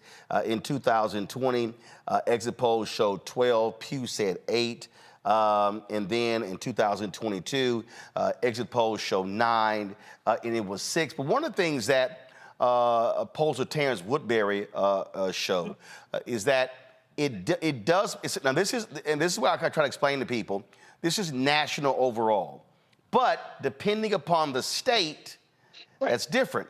So he said that Trump did better among African Americans, especially Black men in North Carolina, and the spillover that affected Tom Tillis. And so I'm always trying to explain to people when you see these polls being discussed on television, they sort of mean nothing because a presidential election are state elections. It's really what's happening in Georgia, North Carolina, Pennsylvania, Wisconsin, as opposed to, across the country, because the reality is the election is going to come down to about 7 or 8 states. Mm-hmm. Yeah, so so our polling is both national polling and battleground polling. So it is trying to get a specific lens on the individual states, where we know that we know those states are going to determine the outcome of the election, but we also know that Black voters will be determinant in some ways in many of those states. I mean, what I will say is the numbers that you showed, the sort of exit polls versus Pew, the Pew numbers are the actual after the fact data, right? So it is going back and looking through who actually showed up, right? And not just the exit polls, which are always slightly higher than the actual turnout numbers and support numbers. So when we look at the Pew numbers, those are the ones that we use to say that this is what happened on Election Day, not the exit, because the exits are always a little bit off. The thing that I will say, though, is that even when we look at the individual states, we aren't seeing, again, like what the national polls are suggesting right now is actual racial realignment within the parties. There is nothing to indicate, not right now, or again, over the past several election cycles, that suggests that Black people are going to somehow in record numbers shift from one party to another. Now, that doesn't mean that Democrats don't have challenges, right, in this upcoming election cycle. But the challenge is not based on our research for the last several months and over the last few years, does not suggest that their biggest problem is actually Donald Trump and the Republican Party. Well, one of the things that your survey showed is that the concern that Biden Harris should have is from third party. But that's also contingent if they actually qualify for the ballot in that particular state. Earlier, we were discussing why the Biden administration and the campaign, they're not focusing on the great work of the Department of Justice Civil Rights Division, and why they're not touting those things. And so we talked about narrative, messaging, misinformation. Go back to my iPad. Y'all show here how people are getting information, let's say by social media. And it says users of TikTok, Twitter, X, and Instagram were more likely to report hearing negative news about Biden. Now, granted, social media is not representative of the entire country, but it is the echo chamber, if you will. And so really what your poll is saying to Biden-Harris campaign, y'all better step the hell your game up on these social applications where you are in the mix touting what you are doing. Otherwise, you're allowing others to define who you are and what you've done. That's exactly right. And so what we're seeing in those numbers is that exactly what you said. That is where people are getting the most negative information about the Biden-Harris administration. And so, yes, like I always say, like they need to be flooding the zone. Like the volume of content that is coming out really just needs to be increased. In part because people really want to know the information. When we're in focus groups and we say to people, are you aware of what the administration has done? Most people will say no. You present them with a list of all of the accomplished and across, as you say, not just in one area, right, but in a lot of areas. When you present that to people, people are pretty surprised. They're pretty surprised to learn it. The sort of emotional reaction goes from, being angry that they don't know. And part of that anger is because people don't want to be out here saying things that aren't true. And they feel like the campaign and those of us who run independent organizations have an obligation to actually get them the truth. And that is absolutely, on the campaign and all of the surrogates that are a part of the campaign. But that information needs to increase because people appreciate it and it changes their perspective. Right now, they sort of are getting information from one place. They're getting Fox News talking points, right? The number of folks that sit in our focus groups and actually repeat back Fox News talking points, even though they don't watch Fox News, it's because those talking points and that messaging is showing up in their social media feeds. And while social media might not be fully representative, it is the place where the majority of people are saying that they're getting their news and information right now. Yep. So if you're looking for news and information, the majority of folks, at least in our polling, are going to social media first. Last question before I go to my panel, and that is this here. New York Times, CNN, Quinnipiac, all these other polls, I see constant conversation on MSNBC and CNN and Fox News, ABC, NBC, CBS, all these mainstream folks. Have they booked y'all to discuss your poll? No, I'm here with you. None of them? I mean, y'all sent the release out, 2 days ago? I mean, we got the release March 5th. Talking about this. And all of these places have been talking black men, black people. So none of these people have booked y'all? No. And again, I go back to the concern around the narrative that is emerging, right? And there is something deep. No, that's my whole point. They're having discussions about these other polls and black people, especially black men. And here y'all actually poll black people. Cornell Belcher is a paid contributor for MSNBC. You would think Morning Joe and the rest of these people would be talking about the poll that y'all commissioned. Yeah, I mean, we want the truth to get out to the American people, right? We don't want to send, we should not want, I guess I should say, for false narratives to be out there or for data not to be discussed responsibly, quite frankly. And there is, again, it's insulting. I mean, the narrative would suggest that black folks are out here just casting ballots willy-nilly. We're not doing that, right? It would suggest that we somehow should just ignore our gut feelings about people who actually want to take away all of our rights, right? It would suggest that we're going to vote for people, who want to undermine, again, not just American democracy, but our communities in general, and that we simply should just trust their polls, right? Not trust the things that we know, right? Not to trust what we know about recent history, what we know about our past, that we should not think about all that. We should just trust these polls. And that's just, it's irresponsible. And some might say it's malpractice. Questions from my panel. Rebecca, you're first. Hey, Adrian, it's good to see you. I'm going to explain the context of my question, then I'm going to ask the question. So in 2016, most of the polls showed that Hillary Clinton was up. It wasn't until September when Cornell Belcher rang the alarm and suggested, hey, excuse me, Hillary is in trouble. One thing that most of the pollsters didn't take into account is that Trump was able to draw out white voters who normally don't show up in elections. So I've really been listening hard to Trump's rhetoric, especially over the last few months for this go-round. And it sounds like the rhetoric he's using is to try to draw out Black people who normally don't vote, but to draw them out and get them to convert and become Trump voters. Do you think that's possibly what Trump is trying to do, especially when he keeps touting Black support? Because one thing that I noticed by looking through this polling memo, it talks about likely African-American voters, it talks about registered African-American voters. Is there a chance that there are some Black folks who are not registered yet, who will be new to voting this year? Is there a chance that Trump will be able to get those types of folks out in a significant number that could actually impact and increase his Black support? I actually don't think that the strategy is about winning over Black voters at all. And I don't think that it ever is with the Republican Party. I think that it is about depressing the vote. I think it is about convincing Black people that they shouldn't trust Democrats and therefore it's not worth their time to come out. And it's about saying to some Black voters who may be on the fence that you should give us a look. But largely it's about asking, keeping people home, right? Getting people to stay home. Or I think the other thing that we're seeing right now, obviously, is suggesting to people that there's an off-ramp to a third-party candidate. And as Roland said, you can suggest that if you want to, but people, we need to do a better job of sort of educating people on what it means to get to 270 electoral college votes. Because if you're not on the ballot in states, you're not getting electoral college votes. So we shouldn't be confusing people, telling or suggesting that if they vote third party, that somehow they're voting for someone who has, any chance in heck to actually win. So I think that the strategy is about depressing the vote. That's usually what it always is.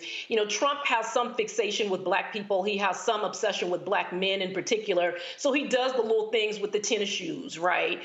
He does the little things to, try and make him seem, like he's in with a set of people. But that stuff really is all about just trying to keep us home and trying to raise concern about the Democratic Party. Scott? Hey, Adrian, Scott Bolden here. Black people don't know what the Biden-Harris team has done. That's not their fault. That's Biden-Harris's fault, right? And so I'd be interested if they continue to lack these communication or presentations to Black folks and telling us what we've done. Does your polling suggest whether that's going to dictate whether more Black people come out to vote or not, or whether they're going to vote for another candidate, whether it's Donald Trump or a third-party candidate? Yeah, so I would look to both our polling and our focus groups for the answer to that question. So when we ask folks what they've heard, oftentimes it's very little. And, in our focus groups in particular, people are very animated about it, right? Mm-hmm. They're very clear that they have not heard anything. And once we present to them, though, once we say, well, here are the things, right? Here are the things that we have said as a community are important to us, and here are the things that the Biden-Harris administration have done. People one, again, as I said earlier, they're surprised. They're not happy about the fact that they don't know. And they're confused, right, about why they don't know. So, but once you present that to them and you allow people to talk about it, they their perspective changes. They say, oh, I didn't know that. Oh, I'm gonna give Joe Biden points for that, right? Or they say, well, I graded him at the beginning of the focus group. I gave him a D, but I didn't know he did all this, so I'm gonna give him a B, right? So people change their perspective. And it is important. Again, that's why it's the volume that matters. And we know the Democrats are historically not good at messaging. They're not good at tooting their own horn. They're not good at any of that.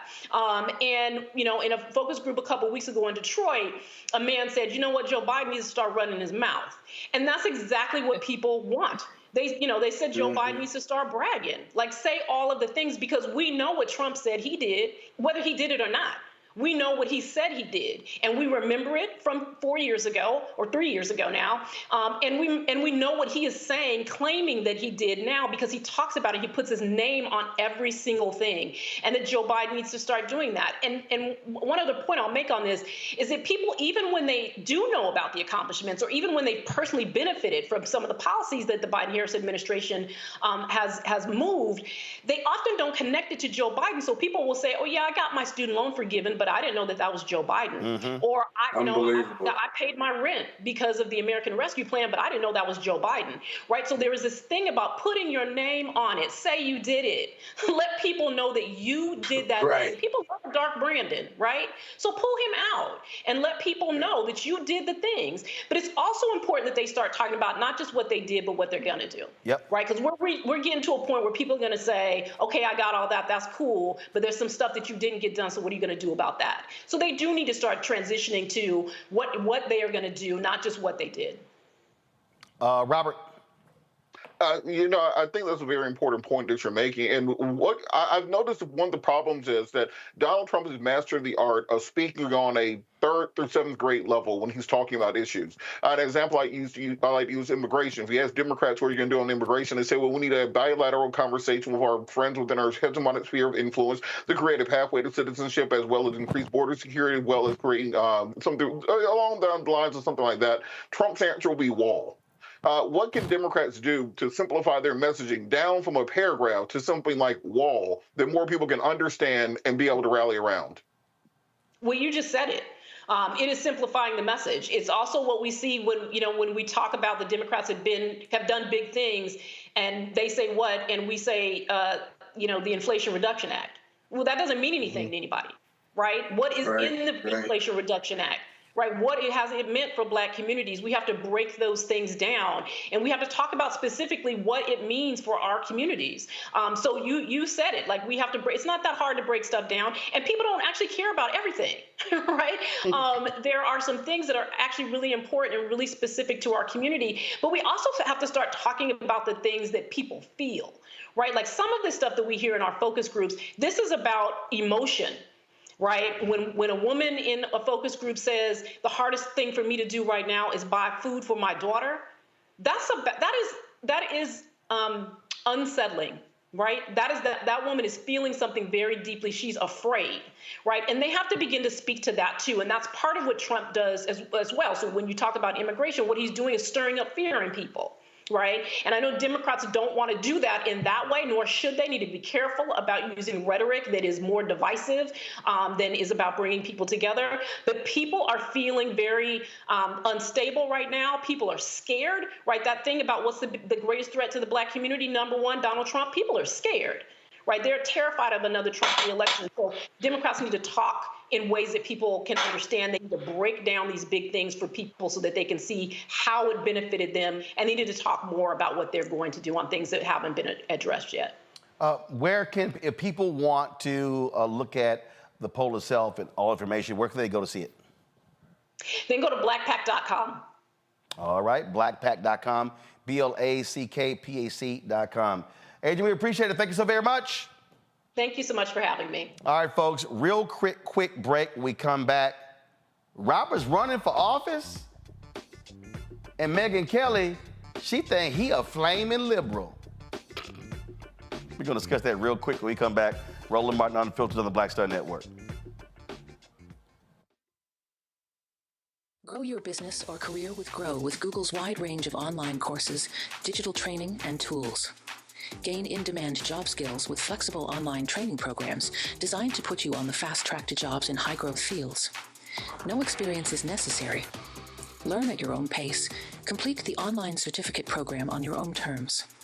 Stand out to employers, get on a path to in-demand jobs, and connect with top employers who are currently hiring. Take one professional career certificate program or all 6. Earn a Google Career Certificate to prepare for a job in a high-growth field like data analytics, project management, UX design, cybersecurity, and more.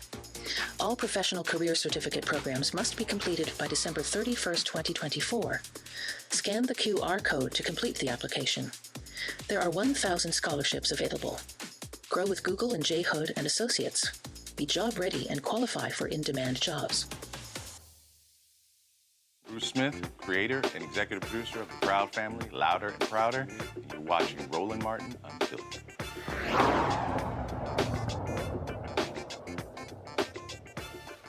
All right, y'all, so you've been watching the trial in Atlanta regarding Fani Willis and the Trump folks trying to get her expelled. You know, there's a judge in the case, and he's overseeing the case. Well, we always are trying to explain to y'all, these are elected positions out here. They are elected positions. And so that particular judge in the case, his name is, of course, Fulton Superior Court Judge Scott McAfee. Well, I saw this tweet today, and the tweet says that civil rights attorney and Red Talk Radio host Robert Patillo plans to run against him. Now, guess what? Lil Megyn Kelly, she ain't so happy with that, y'all. So what happened, I saw this here. Terrible news for Team Trump in Atlanta. Judge McAfee was running unopposed. Now you get a Jesse Jackson disciple challenging him in a district that went 73% for Biden. McAfee is going to need a rock-solid spine to disqualify Fani Willis now. All right, well, first, Robert, are you running? Is this true? This is indeed true. I will be filing my qualification paperwork on Friday. We're supposed to make the big announcement Friday, but this leaked to the press, and, Atlanta media is going to run with it. But yes, we are indeed filing. We're going to qualify. We're going to race, and we're going to win this race. Not because of the Fani Willis case, but for the exact what Megyn Kelly said, this political spin that has happened to the Fulton County Court, where people think that you need to have a rock-solid backbone to stand up for Trump. We need judges who stand up for the rule of law, not for a particular political party. So first of all, what I thought was hilarious, yes, you did work for Rainbow Push, but boy, she got you down as, he gonna come out with, it's gonna be Dashiki Reverend Jackson, Afro Reverend Jackson. I guess Megyn ain't never Googled you to understand your views on the Second Amendment and stuff like that. One of the big things that I think of whenever conservatives start talking about, all this new black support they're going to get, but then they have tweets like this that shows them they have absolutely no black friends or any black people in their orbit. Black does not mean liberal. Black just means you're a black person. She saw a black person and assumed that I was some, bleeding heart liberal. I'm very strong in the Second Amendment. I grew up in the Southern Baptist Church. I have many views that align with social conservatives. What they don't understand, however, is that the MAGA movement is not a conservative movement. The MAGA movement is not a fiscally conservative movement. It spent $8 trillion in 4 years.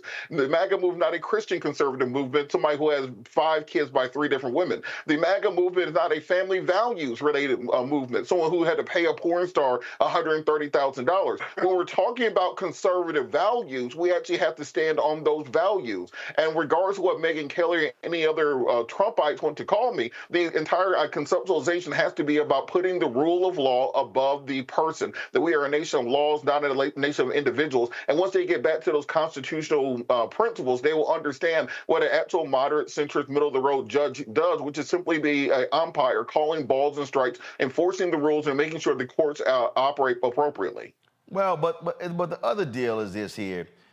Folk like Megyn Kelly, they don't know jack about black people. They don't even realize that black people, depending upon where you grew up, could be conservative in their thoughts and views, but we vote Democrat based upon those public policy. And so that's why I got a kick out of her dumb tweet. And again, and the thing is, she ain't the brightest bulb in a dark room. And she should know better as a so-called lawyer to understand one's background and to learn how to do some research before you open your mouth. Well, I think a big thing is also understanding exactly what is at stake in this case, because in this election, because it's not about the Fani Willis case. It's about looking at a judicial system that has been broken. Where I've been in courthouses and in the Fulton County Courthouse for the last 15 plus years, seeing the inefficiencies that exist, and the fact that Donald Trump, because he's a former president and a billionaire and has the complexion for protection, can get his case into court, into hearings within 3 or 4 months, and you have people who are languishing there, whose cases have been stuck for 3, 4, 5 years waiting disposition, where you have an overburdened system where you're not getting actual justice, you're getting just a mill to pump out plea bargains, whether someone is guilty or not, where we're concentrating on jailing young offenders as opposed to putting in place restorative justice programs that will make sure that we get them out of the criminal justice system and into the actual workforce so they can be productive members of our society. So more so, I know they want to focus on this the Willis case, but in reality, what we have to look on is fixing a system that is broken from the inside out. And a lot of us who have been activists on the outside, I'm encouraging you to become part of the inside. Do the hard work, get in the arena, run those races, win those races, make the change from the inside out. So you were looking at this office before this trial even started? Correct. I was looking at this office from the time before McAfee was even appointed over a year ago. It just so happens that now he's up for a full election, and that's the seat that is open. It wasn't spurned on by this particular case as many people want to make it about. They would know these things if they actually called and asked me before starting to write articles and sending out tweets and press releases that this is a far bigger issue than any one particular case. But this case shines a spotlight on what happens when you have inexperienced judges. Remember, Judge McAfee, I think, was only 34, 35 years old. He doesn't have any experience as a defense attorney, so he only seen things from the prosecution side of the table. And we're seeing this go throughout this Fani Willis hearing, where it seemed to be utter chaos in that courtroom. And you're shining this light on Atlanta and the Fulton County judicial system almost as being an episode of Real Housewives of Atlanta or some other reality show, as opposed to being a serious courtroom where real laws and real rulings take place, where we're truthfully respecting the Constitution and fighting to ensure that the rule of law governs. And to your point, go to my iPad. I mean, this is the resume of Judge McAfee. Graduate of Emory Law School, Inspector General for the Georgia Office of the State Inspector General, Assistant U.S. Attorney, Assistant DA, and you're right, not a defense attorney, anything along those lines. I'm sure your fellow panelists have some questions before you go. So let's see here. Oh, I guess we'll let the other lawyers ask a question first. So, Robert, look, if I may, I hear you, but I've been on both sides of the law. I've practiced in a lot of jurisdictions. The criminal justice system in every jurisdiction is overloaded with cases and overloaded with young black men and young black women. And so when you talk about it being a nation of laws, right, and what's wrong with the system, I hope you will spend a great deal of time talking about how to fix it, because that's a huge, huge undertaking to just talk about fixing it when so many jurisdictions, we know, urban jurisdictions, are just overcapacitated. You plug one hole, it sprouts out somewhere else. Can you talk about some ideas you have about fixing the system? Absolutely. I think one of the things has to be putting fire under the tails of the prosecutors to either make your case, move it, or dismiss it. We have far too many cases where the prosecutor can come to court term after term and say further notice or continuance, or they need to have another hearing just to kick the can down the road. 2-3 years later, after that happens, and you're flying into town for appearance after appearance, you just take a plea bargain to get rid of it. That is their way of handling cases. If you take that power away and say you have to have this case tried by this date certain, burden, just as we're seeing in this Trump case, you'll see those caseloads diminish significantly because they will actually have to dismiss the cases they don't have evidence on.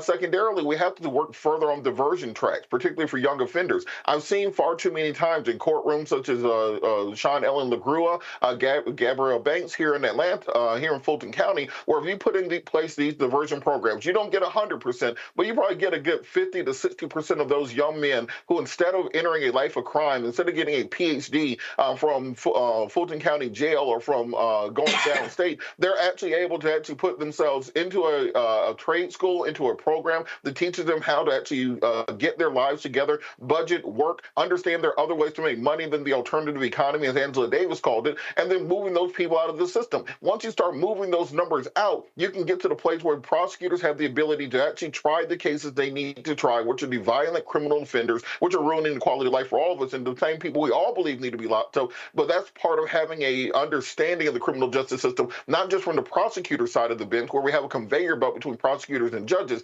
but from the criminal defense side of the belt to understand how you can create compromises and actually move the system forward. Rebecca? I ask every candidate this question: why you? Why now? Why this office? Reverend That's three questions. Reverend Gerald Durley always gives a sermon. She don't need you saying excellent question. She know that. You asked her for one question, and as usual, she asked three. Now I got two more. No, she asked one question. I know it's your show. She asked one question. Scott, stop talking. Scott, from one stop attorney talking. to another. You didn't hear the comma? She asked one question. Robert, three parts.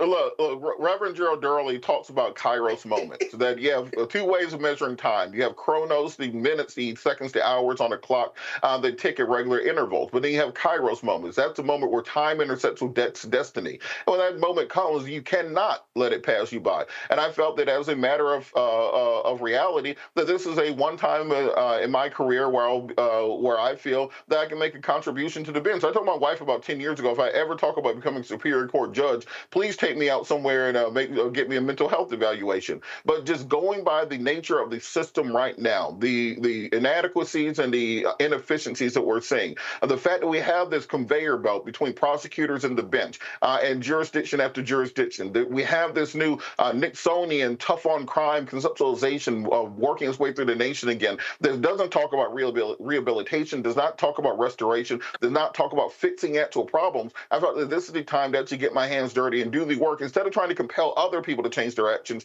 Get in there, change things, to be an example for others. And that's why I thought it was this time, this seat, this moment, and the time was right for me to do so. All right, then. All right, Robert, we appreciate it. I know you got to go, so thanks a bunch. And good luck in the race. And I'm sure Megyn Kelly is going to be trying to give you a call to, inquire about your background.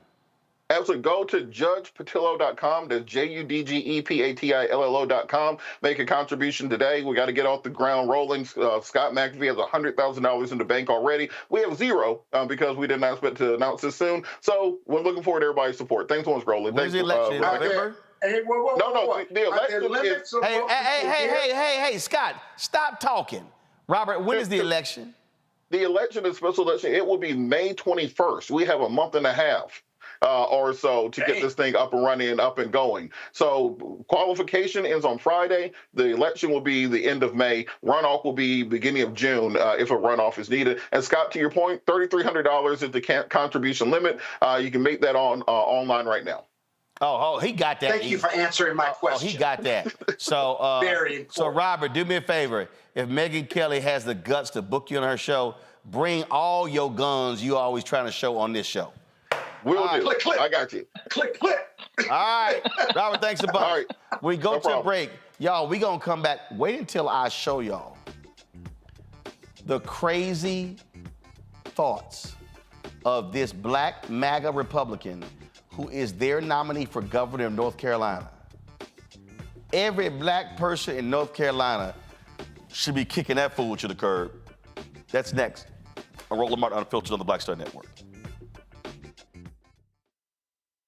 When you talk about blackness and what happens in black culture, we're about covering these things that matter to us, speaking to our issues and concerns. This is a genuine people-powered movement. There's a lot of stuff that we're not getting. You get it, and you spread the word. We wish to plead our own cause.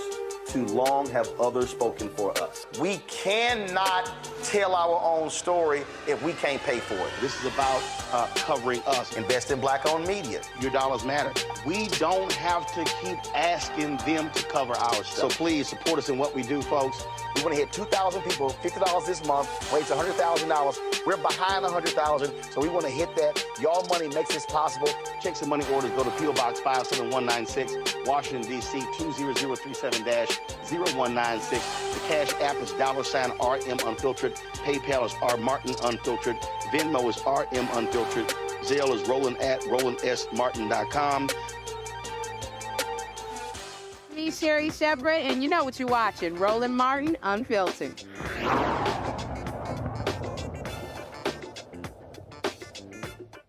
All right, last night was Super Tuesday, and there were elections all over the place. And look, it was going to be Biden, Trump, presidential level.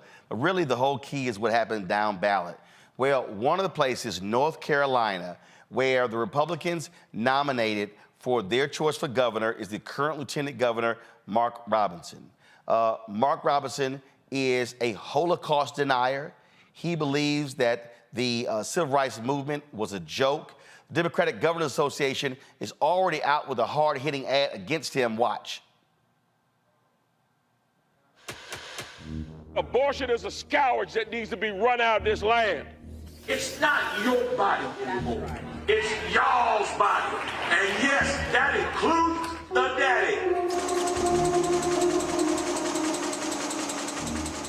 So many things were lost during the civil rights movement. So many freedoms were lost during the civil rights movement that shouldn't have been lost. I'd love to pass a law that restricts abortion. We could pass a bill that say you can't have an abortion in North Carolina for any reason. This little minor thing happens in January. Oh, that's horrible. If there's a movement in this country that is demonic and that is full of the spirit of Antichrist, it is the transgender movement. Homosexuality, any of that filth. And yes, I called it filth. Abortion is a scourge that needs to be run out of this land.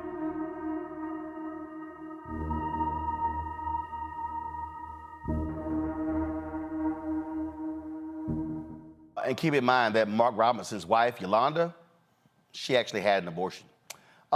Check this out, Rebecca. He don't like folks like you having a right to vote. Listen to what Mark Robinson said in 2020.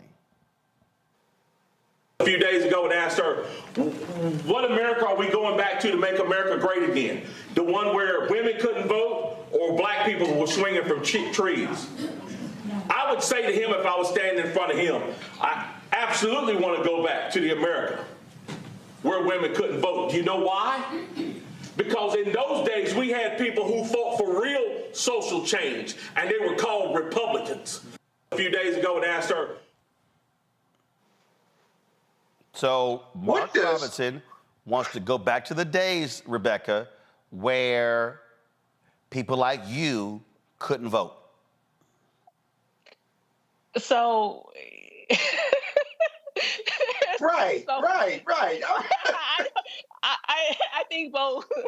I think both Scott and I don't even know where to begin because there's so much. I've been watching clips about him and just watching a clown down in North Carolina. Here's the thing. I thought Herschel Walker was bad last cycle.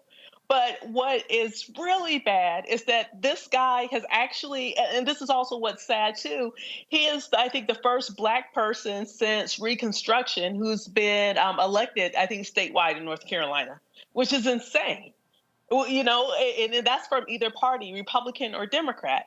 The thing about Robinson is, as much as he wants to invoke that the Republican Party is good for Black people, not this Republican Party. If we were going back to the Republican Party that actually did stuff to promote civil rights, did stuff to protect the Black community and advance the Black community, at that time, I think they were called radical Republicans. But he is not a radical Republican. And so a lot of the stuff that he's saying is very nonsensical. This is once again why I wish North Carolina Democrats would would have got behind Cherie Beasley and would have made sure that she would have had statewide office, because North Carolina needs a counter to what's going to happen with Mark Robinson. I don't know very much about the Democratic candidate who's going to be running against him, but from past the Democratic candidate is Josh Stein, and Josh Stein is the current Attorney General.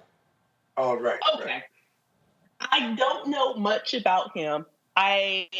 Which also, I don't even know if that's my problem or if that's his problem. But what my concern is that race is going to become an issue in this campaign. I don't know that Stein is going to be able to deal with those issues of race. And there could be a possibility that Mark Robinson would be able to get enough Black support in order to win. Like, it's sad because this guy, in my opinion, his ideologies are dangerous for Black people in North Carolina, but I don't know that the Democratic Party has an effective answer to shut it down.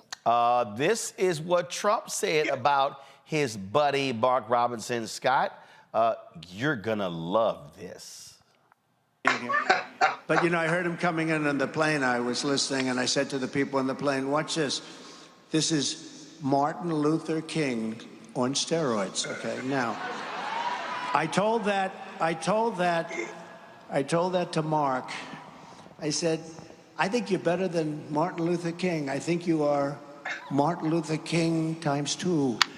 And he looked at me, and I wasn't sure, was he angry because that's a terrible thing to say, or was he complimented? I have never figured it out, but I'm telling you, he's one of, right? When I said that to you, you looked like, I don't know if I like that comment. You should like it, because you are outstanding, and you're going to be the next governor, so that's going to be very cool. Scott, take it away.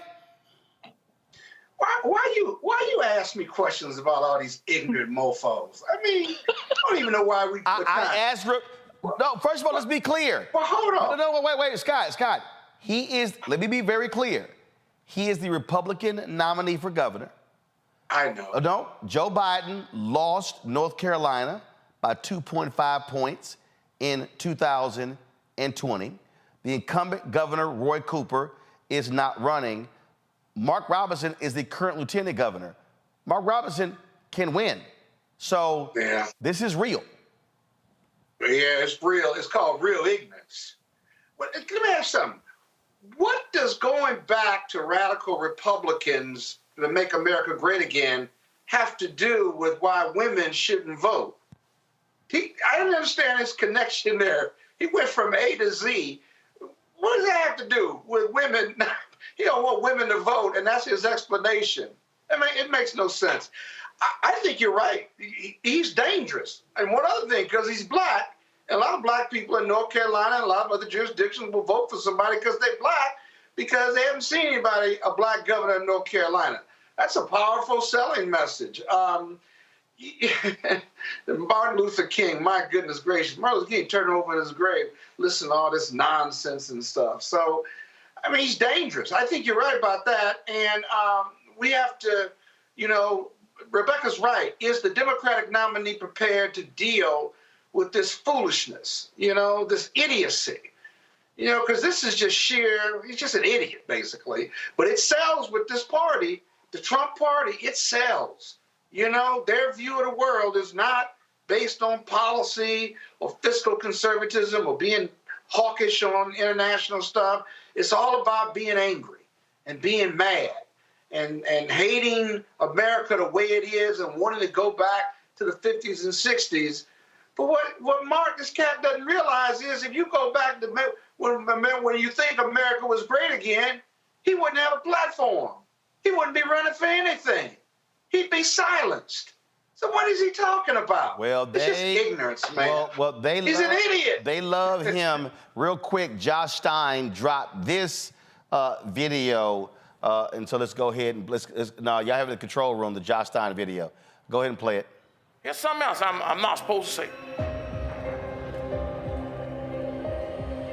If I had all the power right now, let's say I was the governor and had a willing legislature, we could pass a bill saying you can't have an abortion in North Carolina for any reason. We've got it down to 12 weeks. The next goal is to get it down to 6 and just keep moving from there. Yeah, I'd love to pass a law that restricts abortion. Abortion is a scourge that needs to be run out of this land. It's not your body anymore. It's y'all's body. And yes, that includes the daddy. Called to be led by men, but when it was time to face down Goliath, sent David, not DeVita, David. Homosexuality, any of that filth. And yes, I call it filth. Do not turn your children over to these wicked people. I got them AR-15s in case the government gets too big for its britches. Because I'm going to fill the backside of them britches with some lead. Someone who thinks that women do not have a place in our society, who thinks the Holocaust didn't exist, who thinks that the civil rights movement was about nothing. I would not support someone who thinks that way. A vote for Mark Robinson might feel good because you think he might win the primary, but his outrageous and bigoted statements will make him a loser and unelectable.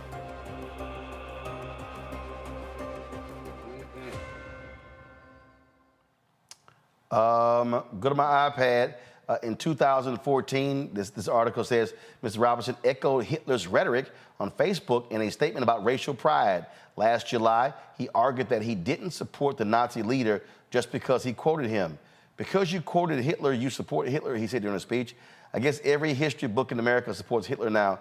They all quote him. Okay. All right, folks. We're going to keep y'all keep abreast of this in North Carolina. Listen, y'all got to show up and show out to keep this crazy quack out. And guess what? You flip North Carolina, that makes the pathway for also Biden-Harris to win the presidency. This cannot stand. Going to a break, we come back, we'll talk with Isaac Hayes III, the founder of Fanbase. It's a new day. They've got some new things happening that you want to hear about. You're watching Roland Martin Unfiltered on the Black Sun Network.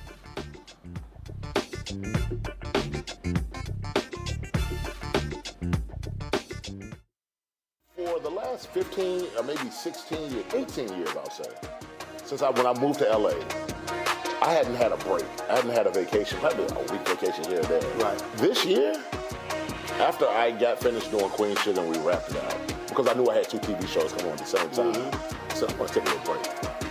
So I've been on break for the first time, and I can afford it. Praise God. You know what I'm saying? Right. So I can afford it. I'm like, I can sit back, I ain't got nothing to worry about, man. But this was the first time in almost in 2 decades that I've actually had time to sit back and smell the roses.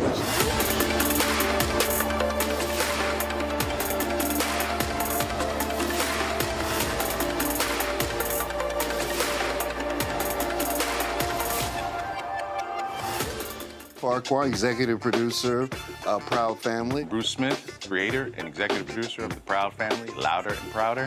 And you're watching Roland Martin Unfiltered.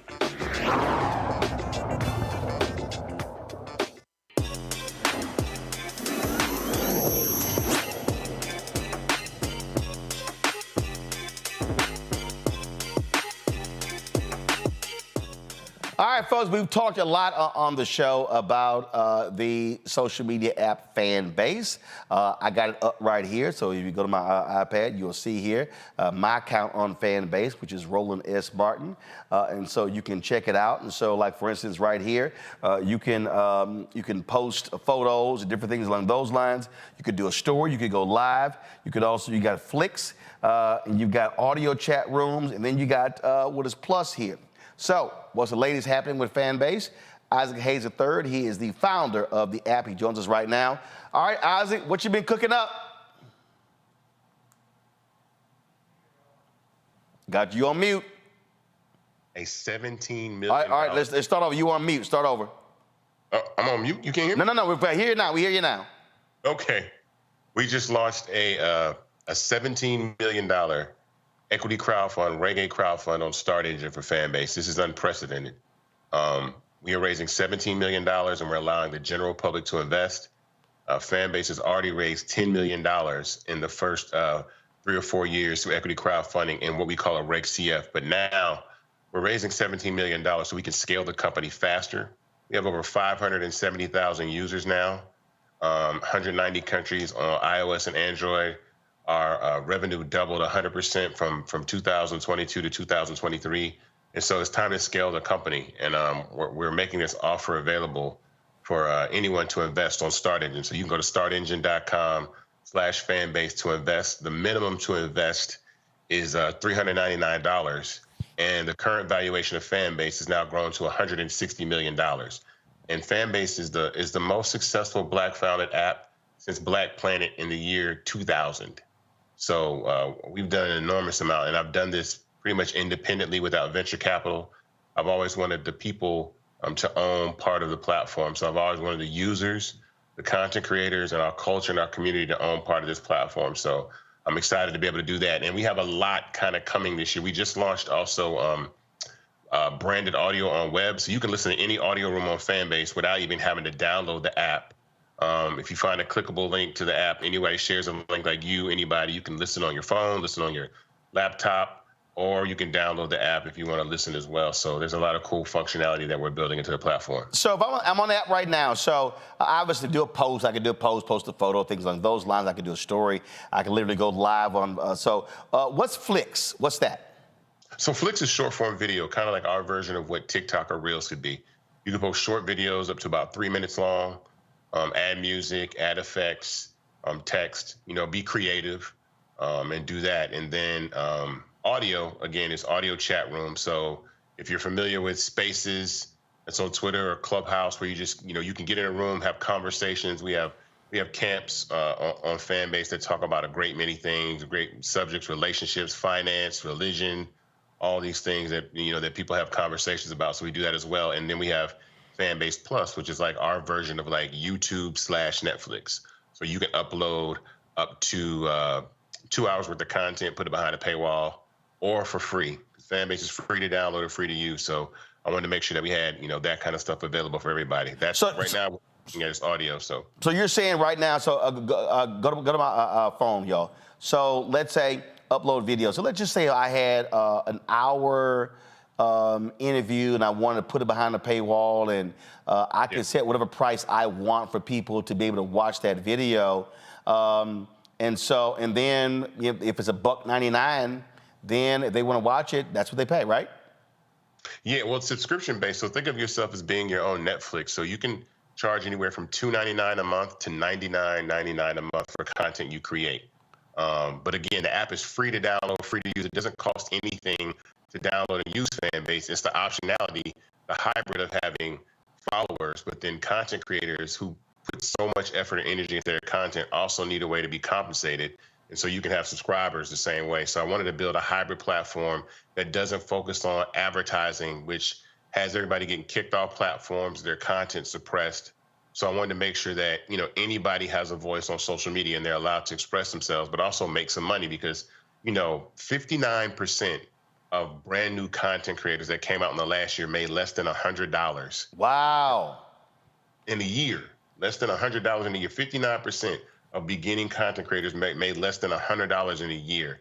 And that's ridiculous, because they're putting hours and hours of their lives into the content. So on Fanbase, you can have, like I said, subscribers from $2.99 to $99.99 a month, and you can have love, so people can tip you. And there are people making thousands of dollars a month on Fanbase, tens of thousands of dollars. And so that's extremely important that, you're able to monetize your content that way. In this new era, we're going to that era anyway. Everybody's going to be their own Netflix in about 5 years. I'm just letting people know that, if you want to create content and monetize it, you'll be able to do that. Before I go to Rebecca with some questions, and here's the thing that I had a conversation the other day, and this woman was talking about, content creators and what they can do, and is what you just said. I said, you do know most of these people ain't making no money. I said, they're posting stuff, they're making no money. I said, and they're getting frustrated, they're burning out. I said, and what people also don't understand, let me just check right now. If I go on Instagram right now, and you talk about this all the time. So I have on Instagram right now 705,000 followers.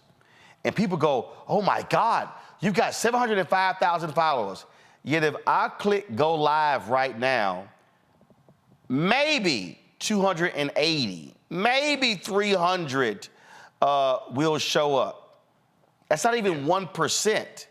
And they are purposely throttling your followers. So when you post something, all 705,000 people are not seeing my post. No. On Fanbase, that's different. Explain. Yeah, so that's content suppression. People call it shadow banning, content suppression. You got to think about 700,000 people. That's like a network program. That's amazing. And they're not sending out 700,000 notifications when you go live. They're not doing that, because they don't make money. They're trying to make money off advertising. So they suppress your content, that you create more content, so they have more content to run ads in between and make money. And so we don't suppress content on Fanbase. We don't run ads. So it's not an ad model. It's a rev share model. So there is no limitation on the type of content that can be suppressed on your content. Right there's an audio room on Fanbase that we had, audience, people participating on stage. It's great conversations. It's a great time. But yeah, like, content suppression happens to every single person actually on social media. So I always say that Instagram is in competition with its user base. They can't let you reach all these people for free. Like I said, when you go live, they're not sending out 750,000 notifications to everybody, not even close. What you're gonna love about Fanbase, which is coming at the end of this month, which is part of this raise and that we're pushing for also, is we're launching like 24-hour live. So not only will you be live to your following, you'll be live to the entire app whenever you go live. So whenever you go live on Fanbase, whoever's on the app at the time will be able to see your live. So not only your followers, but any person that's on Fanbase. And again, we're moving towards engagement. I want visibility. I want people to see. I want millions of people watching people content. I want to have people have tons of engagement, tons of views. I'm not locking that down because I'm trying to make advertising off people, make advertising revenue. So that's the difference. All right, I got another question, but I'm gonna hold it. Rebecca, go.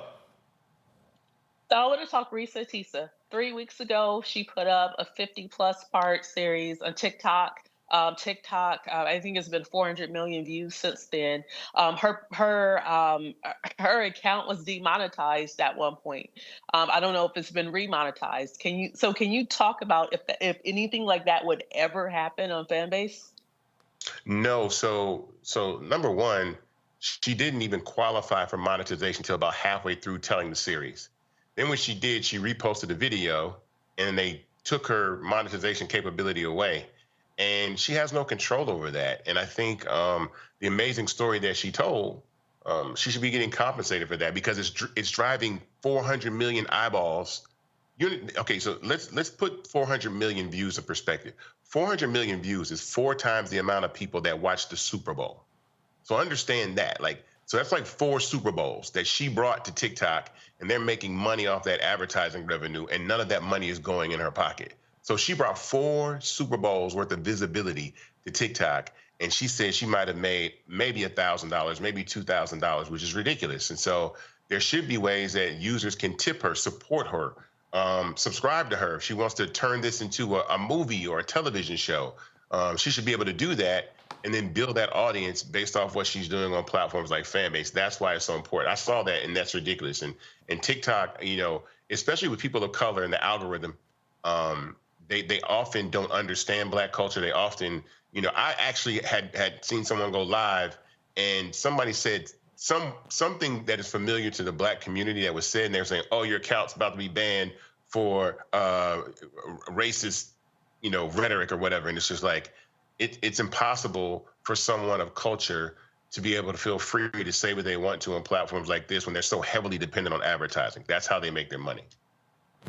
And again, to show people who don't understand the numbers when you talk about following, go to my iPad. This is the Monday ratings of Fox News Channel, CNN, MSNBC. So if we legitimately had all of our content seen, let's say on Instagram, 705,000 followers, that's literally more people that watched Laura Coates at 11, Abby Phillips at 10 p.m., Caitlin Collins at 9 p.m., Anderson Cooper was 7:30, Aaron Burnett was 7:17, more people who watched Wolf Blitzers at 6 p.m. And so that's the difference. These companies, they are not trying for the content creator to reach that number of people. And so what Fanbase does, and this is why we've been saying to Black people, hey, let's stop making other apps rich. Let's migrate our people over to Fanbase. We can do the exact same thing, and then we're able to build something, and not sitting here complaining, man, they demonetize, or I have to take this down, or I can't see this here. There's an easy fix, especially for a lot of these black celebrities, Isaac. Man, listen. So I saw a video. God bless her heart. Amanda Seales was on Instagram, upset because she's shadow banned and they're not letting her content through. And someone sent me that message and they were like, what is it about, our community begging to be on platforms where we're not accepted? And I keep it very honest. People are really addicted to the fame. I understand that. Like, people want to be famous sometimes over making money because they think that fame is a pathway to money. When in all honesty, direct to consumer transactions are the future of what social media is going to be about. So it's really saying, I'm subscribing to you like I'm subscribing to Netflix. That's the most important part. Secondly, platforms like Facebook, Meta, right? So Meta is a $2.2 trillion company, right? Mostly none of us own any part of Meta before it became a public company. Mm-hmm. The reason that I'm allowing people to invest, the general public, anyone to invest in Fanbase, is because turning platforms like Instagram into like a $300 billion piece of IP, right? Imagine you own part of a $300 billion piece of IP, something like Instagram. If you could have invested in it 10, 15 years ago when it came out, when it started about in 2010, 13 years ago when it came out. So we make these platforms popular. Risa Tisa, Kai Cenat, like Drewski, like all this content that we make, bring all these eyeballs that run ads and make money, but nobody has any equity. The entire play for Fanbase is an equity play for every content creator, every person on the planet that feels left out, that wants to own a piece of something, not after the company's gone public and is worth billions and billions of dollars, but really get the return of actually having ownership of something that scales and grows by simply using the platform. So Risa Tisa could come to Fanbase, buy some shares, and say, you know what, I'm going to start telling my content, my stories over there, and she actually owns part of the company, and she can monetize on the front end. So I don't think, we've never been here before. No one is doing anything like this. I can openly say none of the major social networks have ever allowed the public to invest in them before institutional investors. Institutional investors are the big boys that come in and take, put 5 million in a round, 10 million in a round, and then they have large chunks of the company, right, that wind up being worth millions and billions of dollars. But the general public never sees any of that. So that's the main reason why I want people to invest in Fanbase. Like I said, go to startengine.com/Fanbase to invest, buy some shares. I've done this. I'm the first black man ever. This is all history. I'm the first black man ever to raise $10 million in Reg CF crowdfunding. It's never been done before. Now I've gone up and said, I'm going to raise $17 million. And we want to raise this money really fast, Roland. The importance of, I don't doubt that we can raise $17 million. We're going to raise $17 million. How fast we raise $17 million is important, because now we can spend more to develop the app more, bring more functionality, bring more to marketing, hire more personnel, really bolster up the app. This is a modern marvel of what we've been able to do with the small team that we had of a black tech startup founded out of Atlanta, Georgia, built by some amazing people from all over the world, including Argentina. I think that is an incredible effort that we've done, and it's a miracle. It's a living miracle of what Fanbase is, and so I think people should take time to take notice. Like, look around, do your research. Like, find another app that does what Instagram, TikTok, YouTube, Clubhouse, Facebook all does. Black founded, allows you to monetize your content, doesn't suppress your content, and allows you to own part of the company and lets you monetize. You won't find one because there's never been one. It didn't exist until I invented it. Peer-to-peer in-app purchase subscription. That means the ability to take your phone and press a couple buttons and subscribe to a person like you subscribe to Netflix or Spotify did not exist until I invented that. And now every app that you see, if you see subscriptions on Twitter, subscriptions on YouTube, subscriptions on Instagram, subscriptions on TikTok, and you can use a face scan or a fingerprint to subscribe to someone, they got that from me. That is complete confirmation that it didn't exist. And so that's the thing that I say all the time is, like, tech is also about ideas and then money, the ability to ideate on those ideas. So I said, oh, okay, well, I know that young people in black culture have all the ideas. All I need is the money. But I'm going to let everybody else own a part of the company too. So that's the significance of what we're doing with Fanbase. And so this is the most important, critical moment the company because this is going to catapult us past 1 million users, I believe. We have over 570,000 users. We're in 190 countries on iOS and Android. We're on the web. We're doing amazing things. But this is a very, very pivotal moment in the history of this company, and I really want everybody to be a part of it by investing. And for the people who are always saying, man, we need to have our own. This is it. This is it. This is a black founded company, not a black only. I want the entire world on Fanbase. But again, I know that I can build anything that Meta can build, anything that TikTok can build. But what I know, we all know is they can't build black culture. And so we need to leverage that culture to the point of equity and ownership and monetization in a platform, in an infrastructure, not go on the app and make the app popular, make money, and we get talked about and you know, we become memes and all that, but they make all the money on ads. No, we actually need to have equity in these companies and actually have a ownership in them. So I'm stressing the importance of ownership. I know people getting those tax refund checks coming in. Look, it's $3.99 to invest. I'll say this, and I'll say this quickly. 28,000 people, only 28,000 people investing $600 gets Fanbase to the $17 million goal. It takes 28,000 people investing $600, and we're where we need to be. And I want to close this raise within 90 days. 60 to 90 days is my goal.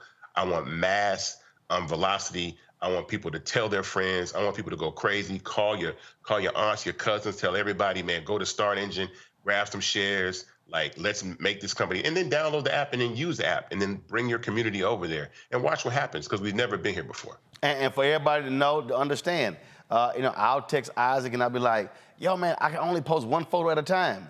Well, when you get more money to be able to raise more money, hire more developers, you can now add more bells and whistles. And for everybody who's watching, that was a moment when Twitter and Facebook and Instagram and all of these social media, they were not humming along like they are. They had glitches and they had issues and they didn't have everything. I remember I didn't get on Vine when it launched. Why? Because it was 7 seconds. I didn't get on Snapchat when it launched. Why? Because you couldn't save videos. I said, why am I gonna create content and I can't go back and watch it or even share it? What happened? Yeah. Snapchat does what they do. Instagram changes. Instagram used to be what, 15 seconds? Then it changed, and then you can longer. So people just need to understand, all these apps that we use, they were not just banging out the door perfect. They had to be developed, but they got investment. They got hundreds of millions of dollars in investment to do what they do right now. And you raised a fraction of that, and this is the opportunity that we have to actually, yes, build something, but invest in it. And as you grow and get bigger, that $600 that you invested, that's now worth far more as Fanbase gets bigger. Well, People that invested in the first round, we were valued at $20 million. Their investment is 8 times larger now. It's an 8x. It's 8x. It's grown 8x from 20 million to 160 million. Did I invest in the first or the second? I think the first. No, you invest in the first and the second. Oh, there you go. Okay, cool. But the important part about what you said, and people that say that functionality, I can tell you things that are coming, that are in the pipeline, that will be happening this quarter or in quarter 2, right? So end of this quarter. So live, like 24-hour live. So whenever you go live on Fanbase, that's coming at the end of the month. Next week, we have stage reactions in audio rooms. We have branded audio on web, and we have feed refactor. So that means we rebuilt the entire feed to house audio, carousels, Flicks videos, live, anything that you can think of that may come in the future, because we're actually trying to protect a lot of this IP that we're building. There's some functionality that I won't even put out because we filed 7 patents for some of this, but I'm trying to protect it because, again, none of these apps are coming out with original ideas. They put the app out there and then let black people go, oh, do retweet, add a DM. We need carousels. We need these features. And then they build it, and then they make the app better based off your input and your feedback. My thing is, okay, cool. I already know where the feedback comes from. It comes from us. So then let's give the people that bring those ideas to social media and make them cool an opportunity to own part of the company. So this is actually my last question. So just picking up what you just said. So if we want it, like right now, we're on Plex TV, Amazon News, Amazon Freevee, Amazon Prime Video. our 24-hour, 7-day-a-week Black Star Network streaming channel. So what you just described, would we be able to do that on Fanbase? Send our feed. I mean, this year we're adding gaming, so you can play video games like Twitch. We're adding live 16:9 on Fanbase Plus, and we're building a streaming platform that is going to exist. So we're going to have our version of Netflix. We're going to have, and then we're going to start to get into original content. There's a play down the road, like I said, for a lot of functionality, a lot of features. But again, have to raise capital. We don't stress enough about these companies are out here raising. I've known apps that have raised $35 million at one time and gone out of business in 18 months. Boom. If I had $35 million rolling, do you know what I would do with that? Oh, listen, the Recount launched the same year we did. They raised $32 million. They were bought for pennies on the dollar in January 2023 because they could never figure out a business plan. I got a business plan. We've been profitable since March 2020. The Messenger spent $60 million and they lasted 9 months. Man, and they don't give us those opportunities. And we ain't gonna talk about Quibi raising $1.5 billion and lasted 6 months. Bro, I'm telling you, and the problem is that they always have these rules and regulations, especially for Black founders. Like you see what's going on with Ari and Simone. You see the attack on DEI, diversity, equity, inclusion. You see Issa Rae being upset that rap shit got canceled off HBO. You see us saying like, look, we get canceled. We bring all this culture, but then where's the fair opportunity for us to really present our culture and have our show succeed, our programs that we want to continue to see on television and love it. So if we don't build infrastructure, Fanbase is infrastructure. It's technology and infrastructure and media. If we're not doing that, we're just wasting our time begging to be accepted in places. And again, I get tagged in posts 5, 10, 15 times a day. You need to come to Fanbase, or I'm getting, I put my hand in my face like, why are y'all arguing to get your page back on TikTok? And I'm not saying leave, I'm saying leverage the audience that you built on Instagram, leverage the audience that you built on TikTok, and then migrate that audience over to Fanbase. I want to give a shout out to also Leah Janelle, an amazing choreographer and dancer. She's coming to Fanbase. She's actually launching her exclusive content this Friday on Fanbase. If you don't know who she is, she has Queens and Lettle. She dances in high heels. She was on tour, Beyonce, the Renaissance tour. She got Tour Diary. She's got a lot of content coming. And so we're excited to have her join Fanbase. And there's some other really big surprises. I know some that you know about, Roland, that we can't talk about right now, but there's some other major players in the game that are on their way to Fanbase. And so that's why, again, it's time to really leverage this and pump this thing up. Again, startengine.com/ Fanbase. Startengine.com/Fanbase. The minimum to invest is $399. But again, like $600, 28,000 people, the raise is closed. And when we reach that goal, that's it. There's no more chance to invest. When you reach that cap, there's no more chance to invest in the company. And I've done this now. This will be my 4th time, but doing a Reg A, and I'll explain the importance of this and how valuable your program is. When you go up to a Reg A, I can no longer do radio interviews, right? So I can't just hop on a radio program like I used to and be able to use that. So there's a lot of limitations. So the community effort in programs like this, I'll be on Blackout tonight on EYL with Rashad and Ian at 10 p.m. Tune in there. So these types of programs are the outlet that I have to really tell people about this raise and have people invest. And so I always appreciate you allowing me to come on here and talk about Fanbase and being an ally to what we do over here at this company. Well, I believe in the concept. I use it. A lot of times when I go live with speeches, I'll go live on the audio. I might be streaming it or recording it, but I'll go live with the audio. And so, again, for the people out there, you said it, this is building infrastructure. Let's stop saying we don't have this and we don't have that. Everything that's on Clubhouse, you got. What's on Instagram, you got. And you had put it out when Elon bought Twitter, like, hey, if you give me to 1 million users, I'll create functionality that's like Twitter. People need to understand that's infrastructure. Absolutely. We built, look, I tell you, Black culture is the vibranium. It is the most. We drive everything. I saw these Japanese, sorry, real quick. Hold on, Roland. I got you.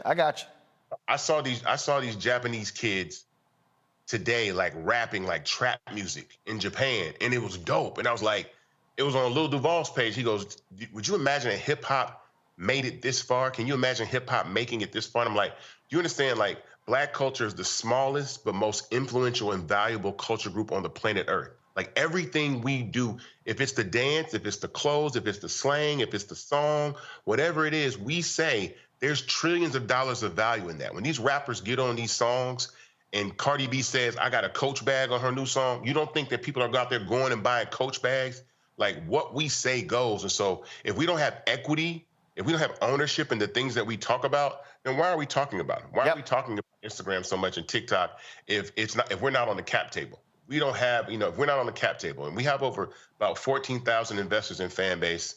And so I tell everybody to join this round immediately. Like, don't wait, don't hesitate. Go to startengine.com/fanbase and join this and have equity, and then be empowered to, use something that you own and watch what happens. Watch what we do in 2024. It's going to change the world. All right. Isaac Hayes, the third. I appreciate it, man. Thanks a lot. Thank you, man. Folks, appreciate it. I want y'all to go to startengine.com/fanbase. All the information is there for you to check out. Let me thank Rebecca, Robert, Scott for being on today's panel. Thank you so very much. Folks, special note, we will not be live tomorrow at 6 p.m. Eastern. We're going to do, just like we did last year, 5 hours of our coverage, Black perspective on the State of the Union. We'll be live right here in the Black Star Network studios at 1630K on Black Lives Matter Plaza, just 2 blocks from the White House. And so we're going to have our experts. We're going to talk about the state of our union here as well. We'll have a live stream of President Biden. He'll be speaking at 9 p.m., but that's taking place tomorrow. We go live at 8 p.m. 8 p.m. is when we go live. And so please, we want y'all to tune in. Let's blow the numbers out of the water so folks are catching us. Again, you don't have to bother with MSNBC, CNN, Fox News, ABC, NBC, CBS. We're going to have the Black perspective. We're going to have some of the best folks speaking on the issues right here on the Black Star Network. You don't want to miss that. That's tomorrow night, the State of Our Union. Our live coverage begins at 8 p.m. Eastern right here on the Black Star Network.